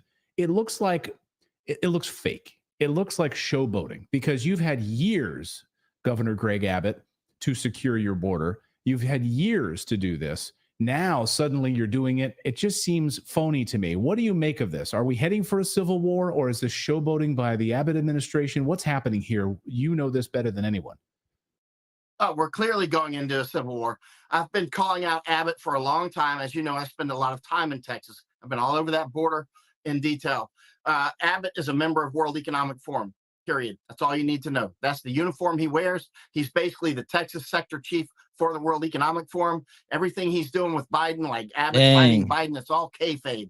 I mean, I was down on the Mexican side at Piedras Negras, which is on the Eagle Passes on the Texas side, and I was watching Abbott on my phone, and he's talking about how he's closing the border at Eagle Pass. This was like a couple of years ago, and I'm watching him cross right in front of me. My toes are practically in the Rio Grande, and I'm yelling over to the National Guard, "Hey, you're doing it wrong. I'm watching your boss right now. He said you're closing it down." I'm watching the Texas National Guard help him up the bank, right? I mean, it's all kayfabe. Abbott is one of them. Abbott is not our friend. Abbott is World Economic Forum. World Economic Forum is closely allied with the Chinese Communist Party. When I took Brett Weinstein down here, he just went home 3 days ago. All starting to make sense now, huh? Now, I think he was in disbelief when it was clearly he was in disbelief when he first came here. He didn't quite see what's actually happening. But within just a couple of days, you could see the light bulbs were popping. I mean, he started to realize, hey, this really is Chinese. This really is the World Economic Forum. This really is IOM. This really is HIAS and all these other. Look, where I'm at now is called the City of Knowledge in Panama, right? This was the U.S. Army South headquarters. I'm in the old U.S. Army South headquarters right now. That's the Panama Canal right there behind me, right? This is Fort Clayton. This, for those who are stationed here, I am at your Fort Clayton, the formerly beautiful base, guarding the Miraflores locks over here and the bridge over there and the canal behind me, right? And the railway right underneath, right? So that's why Fort Clayton is here. This is all these arteries coming together. Now, in 1999, when we gave it back, after we built it up even more, we gave it to Panama with the keys in the door, literally. And now IOM has the choice. That's the International Organization for Migration. They are the chief engine of the invasion, the IOM, or in some languages, OIM. But anyway, their office, 5 minutes walk from me right here, their flag flies over Fort Clayton right now with the Panamanian flag. They just had last Saturday, their 25th anniversary of opening the City of Knowledge. This was, again, when it turned over from Fort Clayton 25 years ago, it became this hub, which is now the headquarters for destroying the United States and Central America. Most of the Central Americans and Mexicans I speak with, they still have no idea what's happening, just like most Americans still have no idea what's happening. Even the brilliant Brett Weinstein, now Michael Yon. He sees Michael it, Yon. but he had to get down here first to see it, right? And once you come down here, if you're a serious player, I'll take you, Clayton, but I'll take serious players down here. It's bigger than you imagine when you really get here. If you get Brett or Dr. Martinson, I'll take you. It's mind-blowing. I can't really explain it enough. It's like explaining the jungle, right? Well, the next few months, I'll be down there with you. We're going to plan this over the next few months to be down there. Logistically, we'll work that out offline. But yeah, it's just speaking to Mexican citizens just a short time ago who told me their cities are being overrun by these migrants that are coming up through Mexico, that it's not Mexico doing this, and it's not Mexicans, it's their cities are being overrun by these illegals coming all the way up through. Damn, they get the blame Mexico's for it. not happy about this from what I'm hearing from Mexican citizens as well. So to your mind, we are heading towards a civil war. Michael Yon is in Panama at the Panama Canal, watching these choke points and watching this all unfold. Michael, thanks as always for educating us about what's happening there. This very important story. Michael, thanks so much. Thank you, sir. And I'll see you down in Darien Gap. I'll take you down there. Thanks, Michael. Yeah, we're gonna do it. All We're right. gonna get on the calendar with it, and I'd like to go down to the Panama Canal as well. Hold on, he's got some more to say. So we will do that, Michael. We're also going to be really watching what's happening at the southern border on a regular basis as well over the next couple of months. Someone in the chat, Real Christian in the chat, says, Clayton, go advocate for the United States getting out of Syria, Iraq, Ukraine, everywhere before you tell these people to go back. Well, if you've been watching my show, if you've been watching this show for any length of time, you know that I always say that. I always say the reason we see these people pouring across the border mostly is because the United States invades their countries, goes to Somalia, goes to Syria, invades their countries, destabilizes their country through. Yeah, but there's still, it's coming, the UN and these groups, the WEF, they're orchestrating this stuff. So the wars, if anything, provide cover, cover for the whole excuse for them to come here. See, I'm looking at it a little bit more deeper than, oh, it's just because we go there, right? Maybe we go there to cause a crisis. But I think even if those wars weren't going on, that this would still be happening. So that's why I kind of push back a little bit on that point, in terms of the root causes. Latin and Central America, whether it's Honduras or Nicaragua, the reason you have people pouring across the U.S. southern border is because we invariably destabilize those countries. Right. We talk about those wars in detail a lot. Yeah. So look through our channel for those pieces. Yeah. We invite you to. During that segment, I was thinking, like, imagine if I didn't have a passport and I tried to go to Mexico or South America, like as undocumented American, imagine how hard it would be for me to get across our southern border versus what's going on. Like, look at the contrast. Like that, I wouldn't be able to get over there. Like they would not allow me in if I was undocumented or whatever. I don't know. It seems like you just go to where those migrants are coming. The razor wire. People are coming in. You just go. You see these guys on the one side, they're putting, their riot gear, and then on the other side, they're letting them through, and they're pointing them like where they can go through. It's people in the chat were saying, yeah, it's a show. It's like a PR move down there. Like, do you guys buy that Governor Abbott's really now gonna set up, fences and really employ the National Guard to take care of this? I mean, what do you guys think about that? Let us know in the comments. I just think it's all. I was gonna say, like, I think it was brought up like that it's optics, and that's, to me, that's exactly what it is. It's just political optics. So that it's like it's everybody wanting to blame everybody else. So then you've got one side. So it's like they're sending the Texas National Guard out there. They're not doing anything. It's just optics. It's just so that they can all point the finger and yell at each other. Yeah, they're just keeping it up so we all stay angry. The point I was gonna make is, like, if it wasn't optics, they would be securing the entire border and not just one small part of it. It's like, why that one small part? There's bigger issues in other parts of Texas, but that's the part they choose. Right. So if they really were going to do this, they would have secured the entire border. And the Uniparty, which is Republicans and Democrats, they don't want the border secured. I mean, there's very few Republicans that are speaking out in favor of closing the border, but there's really shows you what side they're on. Unity in keeping it open. There's been unity in keeping it open for years. Why haven't we had any kind of closure on this for decades? Anyway, we'll keep our eye on this, of course, and see what happens. But we are heading for something serious here, especially as all of these trucks arrive in Texas over the next few weeks, and it's mounting over the past few hours. So I think you're going to see a lot of stuff hitting the fan very, very soon in Texas. All right. A lot of you also asking, are we going to be covering the Kari Lake story? All right, cool. So that's that. I got some more for you, but from Muckraker coming up. Yeah, so that's interesting. Abbott WEF. See, that's what I'm talking about. It's like we have to be able to stick these people out that are part of this and get rid of them, because they're just helping the plan go along. That's why it's gotten so far. Without them, the plan stops. That's why getting involved and becoming educated and knowing this stuff and spending time during your week doing those things is so important right now. It beats having to get out there and go toe to toe with a mob, right? I mean, that you can fight today, right now, against this stuff, and the time to be worried about whatever is past, right? If you're not in the fight now, you're not in the fight. You're standing down. And that's the sad part about it. And all you have to do to fight these days, thanks to the world we live in, is just to be brave enough to talk about it, to be brave enough to show where you stand on the matter, right? And then you can talk about why. And the time for, being wishy-washy is done. As you can see, it's been done for a while, right? But now more than ever, in this important year of 2024, the year of action, as I'm calling it, the the time to stand down or be wishy-washy is behind. You're either with the establishment or you're against it, period. And that has to do with how you act and your attitude and your amount of bravery, your sense of urgency, these things, right? The time to be on the fence is over with. You're just saying, hey, I'm just going to throw it over to you guys to take care of it. I'm not going to sit here and just, waste my time or just ignore the issue, right? Pretend like everything's okay.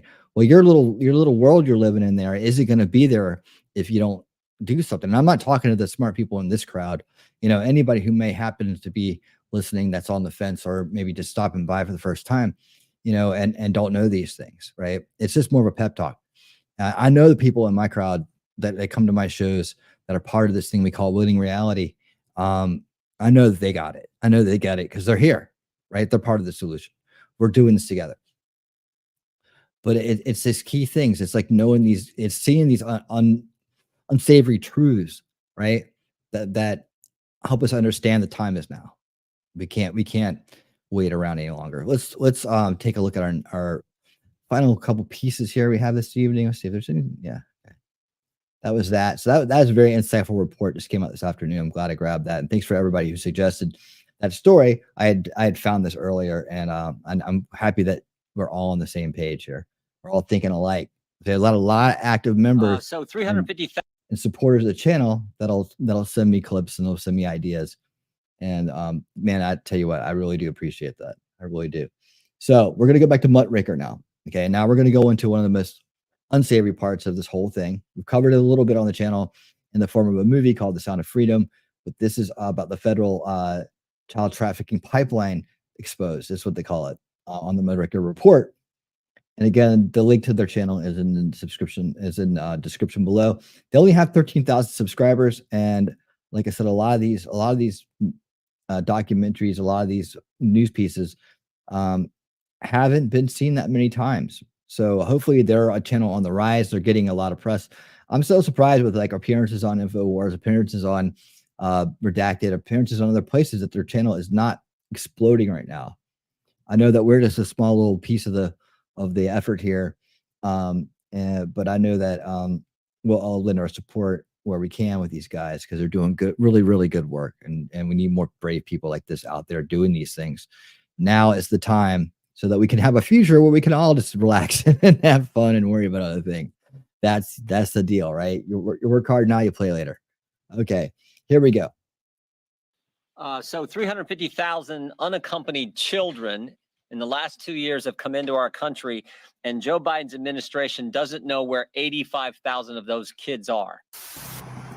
Hey, what company you guys with? Where are you guys taking this kid? Is this your kid here? Sir, is this your kid? You know these kids are kind of going places they never heard from again, right? No. Are you with? Sir. Can I ask what company you're with? No. No?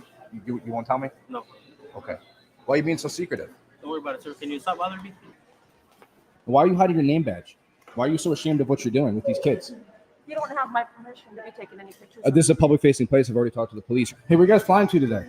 Don't get in my face, you're sir. getting in my space, sir. You're getting in my space. You're getting in my space. I need you to back down. Okay, I'm right here. All right. Can you back down over there? You're stepping towards me, sir. How you guys doing? Yes, I can. This is a public place. Why are you guys being so secretive? Who are the kids in the car? Windows. Look at these people. Every month, thousands of foreign children are trafficked into the United States via the U.S.-Mexico border. They are detained by Border Patrol, held in top-secret compounds, and delivered into the hands of human traffickers by government contractors, some of whom are CIA-affiliated. A sophisticated network of traffickers and smugglers are using the United States federal government as part of the logistical chain of their child trafficking operation.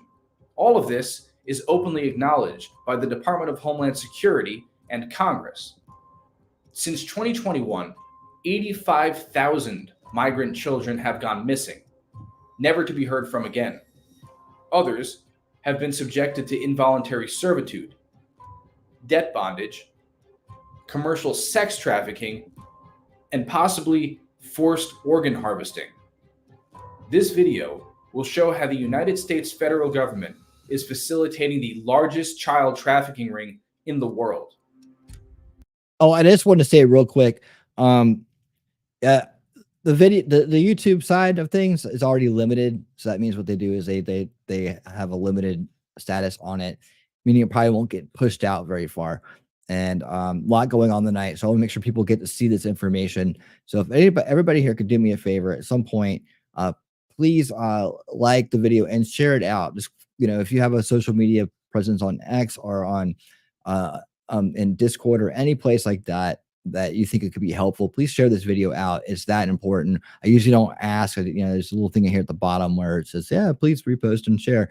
But that's kind of standard. I'm actually gonna just personally ask that you guys share this one out because they're gonna bury it on the YouTube side, and we want people to get this information. It's a big old package of information that people in a couple hours can get through and know all the things that they need to know to help fight this issue. So let's get back to it.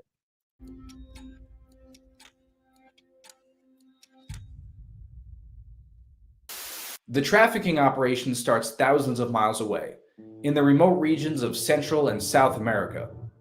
Some children are lured to the United States by digital and radio advertisements, promising a better life in America. What I say, the better lifeline, they're all using the same talking point. Better life, better life, better life. That told me right away that it was a campaign, right? Because they're all echoing the same exact line. Just say the line. They're all saying the line. So that was they were enticed, just like the guy at the voting the other night, right? They were all using the same lines, which told me that they had been propagated to go and encouraged to go vote by the Democratic Party for Haley as a warning, kind of like a call to arms to say, hey, we can't beat Trump, but we can beat her. So let's make sure we get her in. They're strategy voters. They all said the same. They were all saying the same thing. Same here. When I saw this earlier and they were saying for a better life, for a better life, for a better life, that was like, to me, oh yeah, they've been totally propagated with that line. That's their call to action. That's what have triggered them into the actions they're taking now. Children are sold to human traffickers by their own parents, and some are kidnapped off the streets in their home country. Before entering the United States, human traffickers mark children like cattle. Children are tagged with wristbands like these to indicate that they are clear to enter the United States. Often, adults can be seen carrying children across the border who are incapacitated. This is an indicator that the child has no relation to the adult carrying them, and could mean that the child has been kidnapped. Border Patrol does nothing when they see this. They simply book the adult and the child in as if all is normal. Some of these children are part of recycling rings.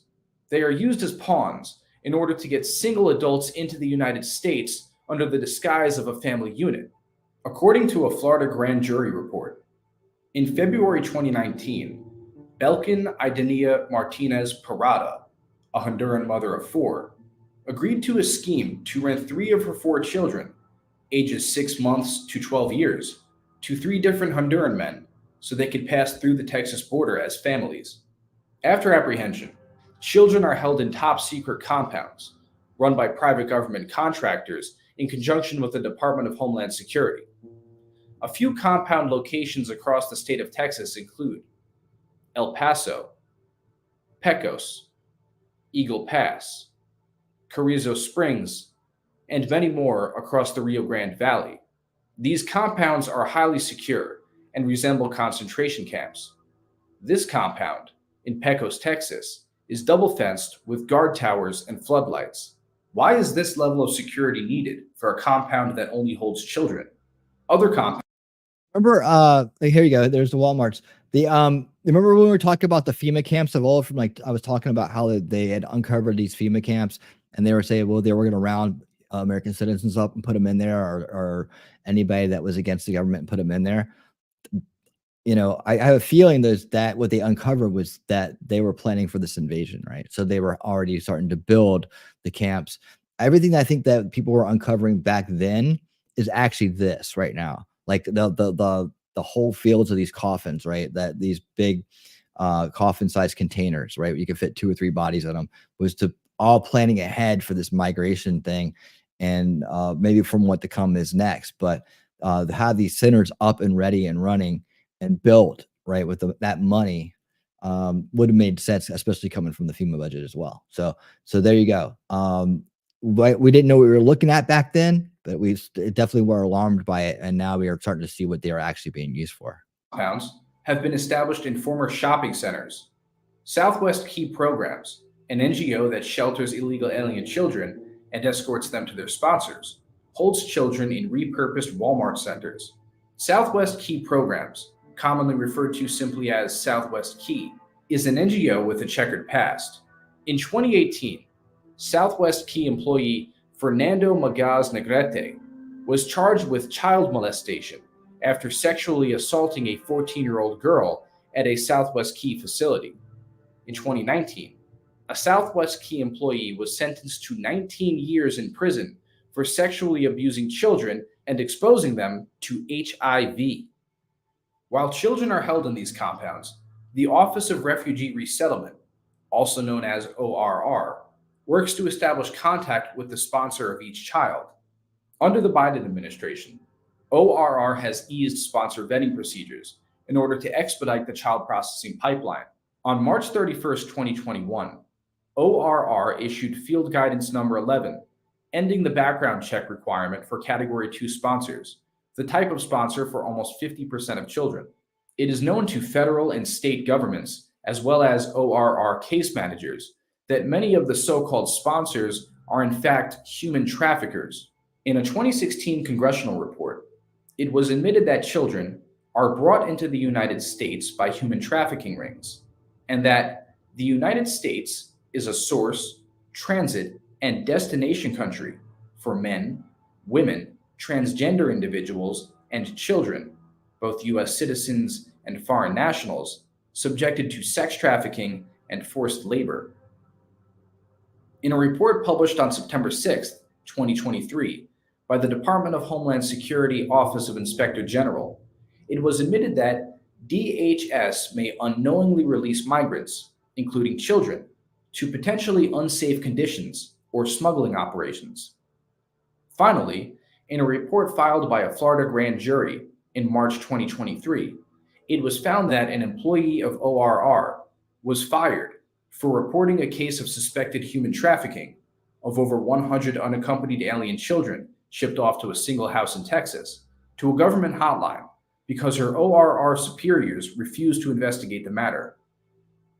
Once ORR has vetted a sponsor, children are escorted by government contractors from holding facilities into the hands of their sponsor somewhere in the United States. A couple of the contractors involved in this step include Southwest Key and MVM. MVM is a private security contractor founded by 3 former Secret Service agents. The company has been granted $369.5 million in order to provide staffing and resources necessary to arrange travel and escort for unaccompanied children in ORR custody. After 9/11, MVM was contracted by the NSA and the CIA to provide armed security in Iraq. More recently, in 2018, MVM won a contract to conduct research for the FBI's High Value Detainee Interrogation Group, a program implemented to conduct overseas interrogations of terrorists. This same company is now conducting a domestic child escorting operation. Every morning at McAllen International Airport, white vans drop off masked children with masked agents who escort them through the airport, onto an airplane, and into the hands of their sponsor. As you watch the following footage, ask yourself these questions. Why are the children and escorting agents wearing masks? Why do the escorts hide their name badges when they realize they are being filmed? And why do some of the children seem terrified to speak? Also keep in mind that in April of 2023, a former Southwest Key employee was arrested for sexual contact with unaccompanied minors aboard an airplane. This is what the escorting process looks like. Hey, is this Southwest Key? No. Who are you guys with? MVM? Nope. No? Who are you guys with? Hey, ¿cuántos años? Whoa, why are you guys being so secretive?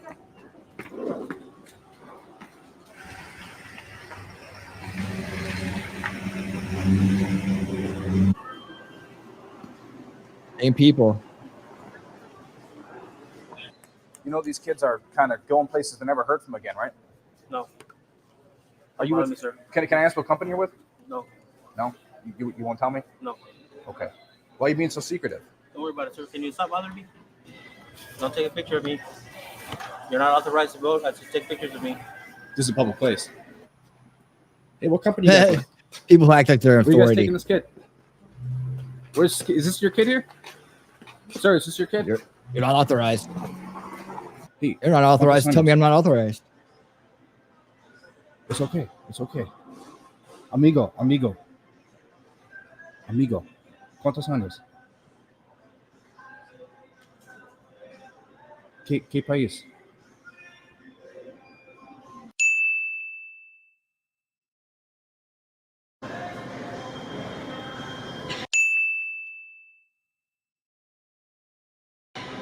Hey, are these your kids? No? Hey, are these your kids, sir?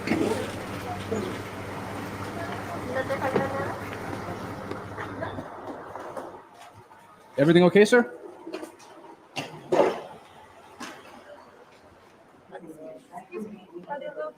No. Oh, yes, I can. I talked to the police. This is a public place, and Texas is a one-party consent state. I've already talked to the police here at length. Thank you very much. Just so you're aware, I'm more concerned with you. Why are you hiding your name badge? Why are you so ashamed of what you're doing with these kids? You don't have my permission to be taking any pictures. This is a public-facing place. I've already talked to the police. These are little kids. How old are they? Sorry, sir. Hey, are you going to check up on these kids after you drop them off with their sponsor and make sure that they are actually safe? Or do you care that much about them? Are you going to make sure that they're not being trafficked across the country? She's just getting her paycheck. No, you're not going to do that, are you? Heartless woman. You could tell us their names, so this way maybe we could check up on them. Would you do that much? No, you don't want to do that. Could you tell us what company you're with? Maybe we could take it up with your supervisor. Supervisor. No, you don't want to do that either. Could you look me in the eyes at least? No. No, sir. No, you can't do that either. Okay. What about you? Sir, all I can say is there's no comment. I listen. I'm not trying to harass you. I'm just saying a lot of these kids could very well get trafficked across the country, and you know that. You know that. So I'm asking, could I know where they're going? Could I know where they're going? No. Is this your kid here? Is this your kid? Like you. Amigo. Hold on. Where are you taking this kid to? Ma'am, is this your child? Why won't you talk to me? He's guilty of sin. Sir, can I ask who you work with? He's hiding his badge. Sir, if I'm going to be reporting on this, you might as well just be transparent. This doesn't look good. How you guys doing? Yes, I can. This is a public place. You're not public. Texas is a one-party consent state. No, I'm asking who are you? Who am I? Yeah. Who are you? Who are you? Like you're recording us. Yes, sir. Who are you? Yes, sir. Well, these children don't belong to you, do they? Why are you guys being so secretive? Who are the kids in the car?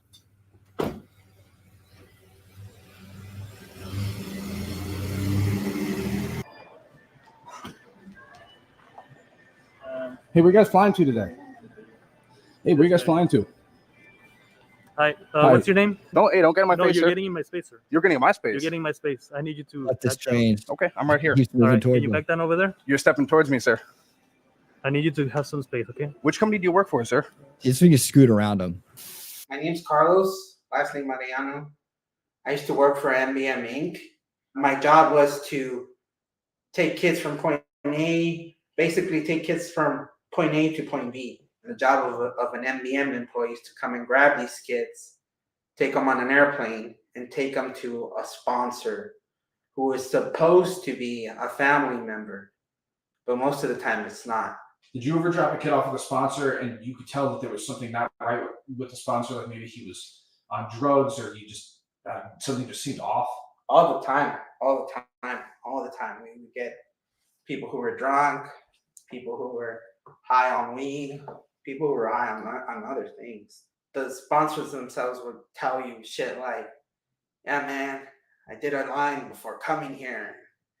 And I gotta go out and party again, but you guys got me here picking up this damn kid. Shit like that. You heard that firsthand? Yeah, you hear that all the time. After delivery to a sponsor, ORR conducts a 30-day wellness check. This consists of placing a phone call to the sponsor 30 days after the initial handoff to verbally confirm the state of the child. Since 2021, 85,000, or about 1/3 of these phone calls have gone unanswered.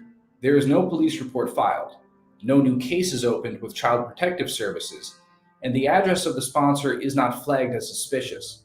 The child simply becomes another statistic. The open border policies of the Biden administration continue to provide an endless stream of children for human traffickers to exploit. Until the U.S.-Mexico border is secure, many more thousands of children will fall victim to the federal child trafficking pipeline. Thank you for watching. If you'd like to support our operation, you can make a one-time contribution at muckraker.com/donate. There we go. We got one more coming up. This is a addendum to this one. So this is kind of like a little bit newer video. It may be close to the same thing. Let's see. Contractors. Let me see if this is more the same or if it's different. Oh no, these got different guys. Okay, cool. The same type of operations. They're going down there and they're calling them out on the spot. And guys, thanks again for being here for the ride. You know, like I said, it's already been limited on YouTube. I probably might be some parts I need to cut out in order to get it more visible. But please share this out tonight. It's very important.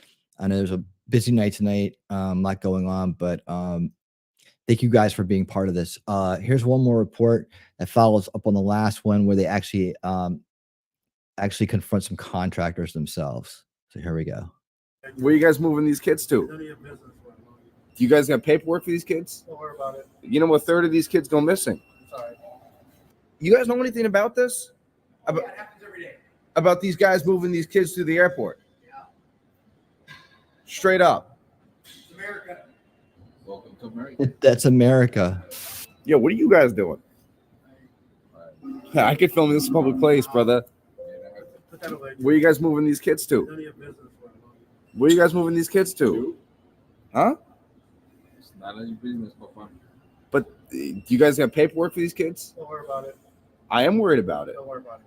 I am worried about it. You know, 1/3 of these kids go missing. Sorry. 1/3 of these kids go missing. Wow. This the truth? It is. I don't know. You tell me. Correct. That's according to the New York Times article. 1/3 of these kids that dropped off at this spot. I mean, these look like grown men though. How old are these kids? You guys work for Compass Connections? Say so. Huh? Say so. Yes or no? You didn't answer anything, man. Okay, that's fine. Well, this is a public place. I'm allowed to film here. Do whatever you want to do, that's fine. Okay. Why are you guys so secretive? I'm so curious. Like, what's the big secret here? Hello? Seems like you know more than us, so. Huh? Seems like you know more than us, so you told us. So. Okay, I just don't understand. Well, like, why are you hiding your face, man? What's the big secret? Hey, amigo. Amigos.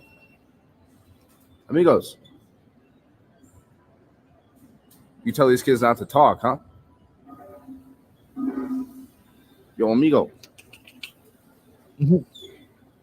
Damn, man. What's going on here?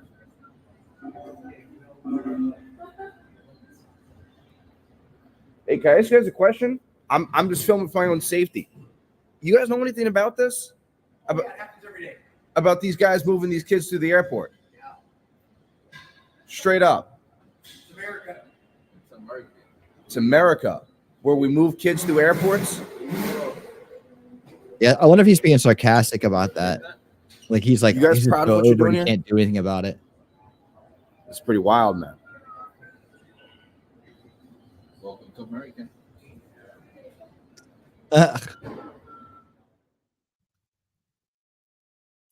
Amazing. Set 9. Thanks for joining us. Yeah, so this is going on all over the place. There's another report after that, but it's the same thing. We just got through seeing. It's the same thing, you know. So you've seen the entire route now, like where it starts, how they get all the way through, how they get across, some different entry points, crossing points. Is the border really secure? Is Texas really doing anything about it? And then what happens after they get in? Camps are set up, and then the the shuttling services for the unaccompanied. So you got the whole package right here in one stop shop to share out and to refer to when you need to for the information. But I appreciate everybody that's been here tonight and been part of it. But it's just a tough issue, man. But man, it's hitting us every single day, every minute of every day, of every week, of every month, of every year. You know, I think it might slow down a little bit. I don't know at some point, but then pick back up. I have no idea. Maybe the winter time down there, it slows down. I don't know. It seems like it's pretty ongoing, and there's a lot of money behind it from all kinds of countries all over the world, and of course from the elitists as well. I guess airline point workers get paid too. Man, yeah. I mean, there's the airport, right? Airport, they fly in, they fly out, they get shuttled, you know, they go off these quote unquote sponsors, and that's it. Who knows, right? Who knows? See if there's any kind of follow up on that. I'm sure as time goes on, people that have been through that system will come out and speak about it. But man, just a ton of information tonight. You got your one-stop shop. I mean, everything's right here you need to know in this video about the U.S. southern border invasion that's going on, who the players are, what happens to the people that are involved, where the countries are they're coming from, how they get the information, how they manage to do it, the methods of transportation, how they cross, and then what happens when they get in. You know, a lot of them are just sitting by the riverside, waiting for someone to come along and I guess give them their care package. And others are unfortunately shipped off by organizations, which probably is a lot worse. But that's what we're facing. That's why this year is so important. And that's why we got to keep showing up, keep doing the good work, people. You are part of the solution. Yeah, one more time, yeah. If you can, please share this out. Let people know how important this live stream was and how much information is in it from start to finish. You'll get the full education. If you made it this far, you're way ahead of the curve. All right. Well, and hopes to that this will be a resource video and that many people will get to see it and news. I'm going to cut it a little bit short tonight so that it's more of a package for people to kind of want to look at. Sometimes people look at long form content and then they don't, well, man, I don't want to sit through all that. Tell you what, man, just rewatch it on 1.25. You'll be fine. Yeah, the networks are mind blowing, isn't it? Yeah, absolutely. And I'll tell you what, since I'm going to cut it a little short tonight, anybody who wants to continue the conversation can meet me in the winner circle in Discord and we can talk there. You can give me comments, whatever. We'll spend a little bit of time over there, probably like an hour after the show, just chilling out and talking, maybe more. It depends on how many people show up and where the conversation is going. But anyways, yeah, I want to go ahead and offer that out tonight since I'm going to cut it short. I will be back Saturday night at 9 p.m. for Winning Saturday Night. So I hope you guys will join me for some good news of the week. We'll have some good news. We'll have some funny videos to watch, some crazy sports to check out, and whatever else I come up with. That's just our night to hang out and kick back and just have a good time together and entertain ourselves. So that's the night we picked to do all that stuff. And then Sunday, I haven't picked the documentary, but I'm pretty sure the movie's gonna be Porky's 2, Porky's Revenge. Since we watched Porky's last week, we got to watch the second part this week. But I still haven't picked the documentary out. I will dig in deeper and I will see. Maybe it'll have to do with this. Maybe it'll have to do with something related to this. So we'll check it out. I'll find something Anyways, I'm gonna go ahead and get out of here, guys. Thank you so much for being here this evening. I appreciate all the support, and we will get this. We will get this. So stick together. Let's see it through and onward to better days. Again, I'll see you Saturday night, 9 p.m. Eastern. And until next time, and thank you, everybody. Y'all keep on winning.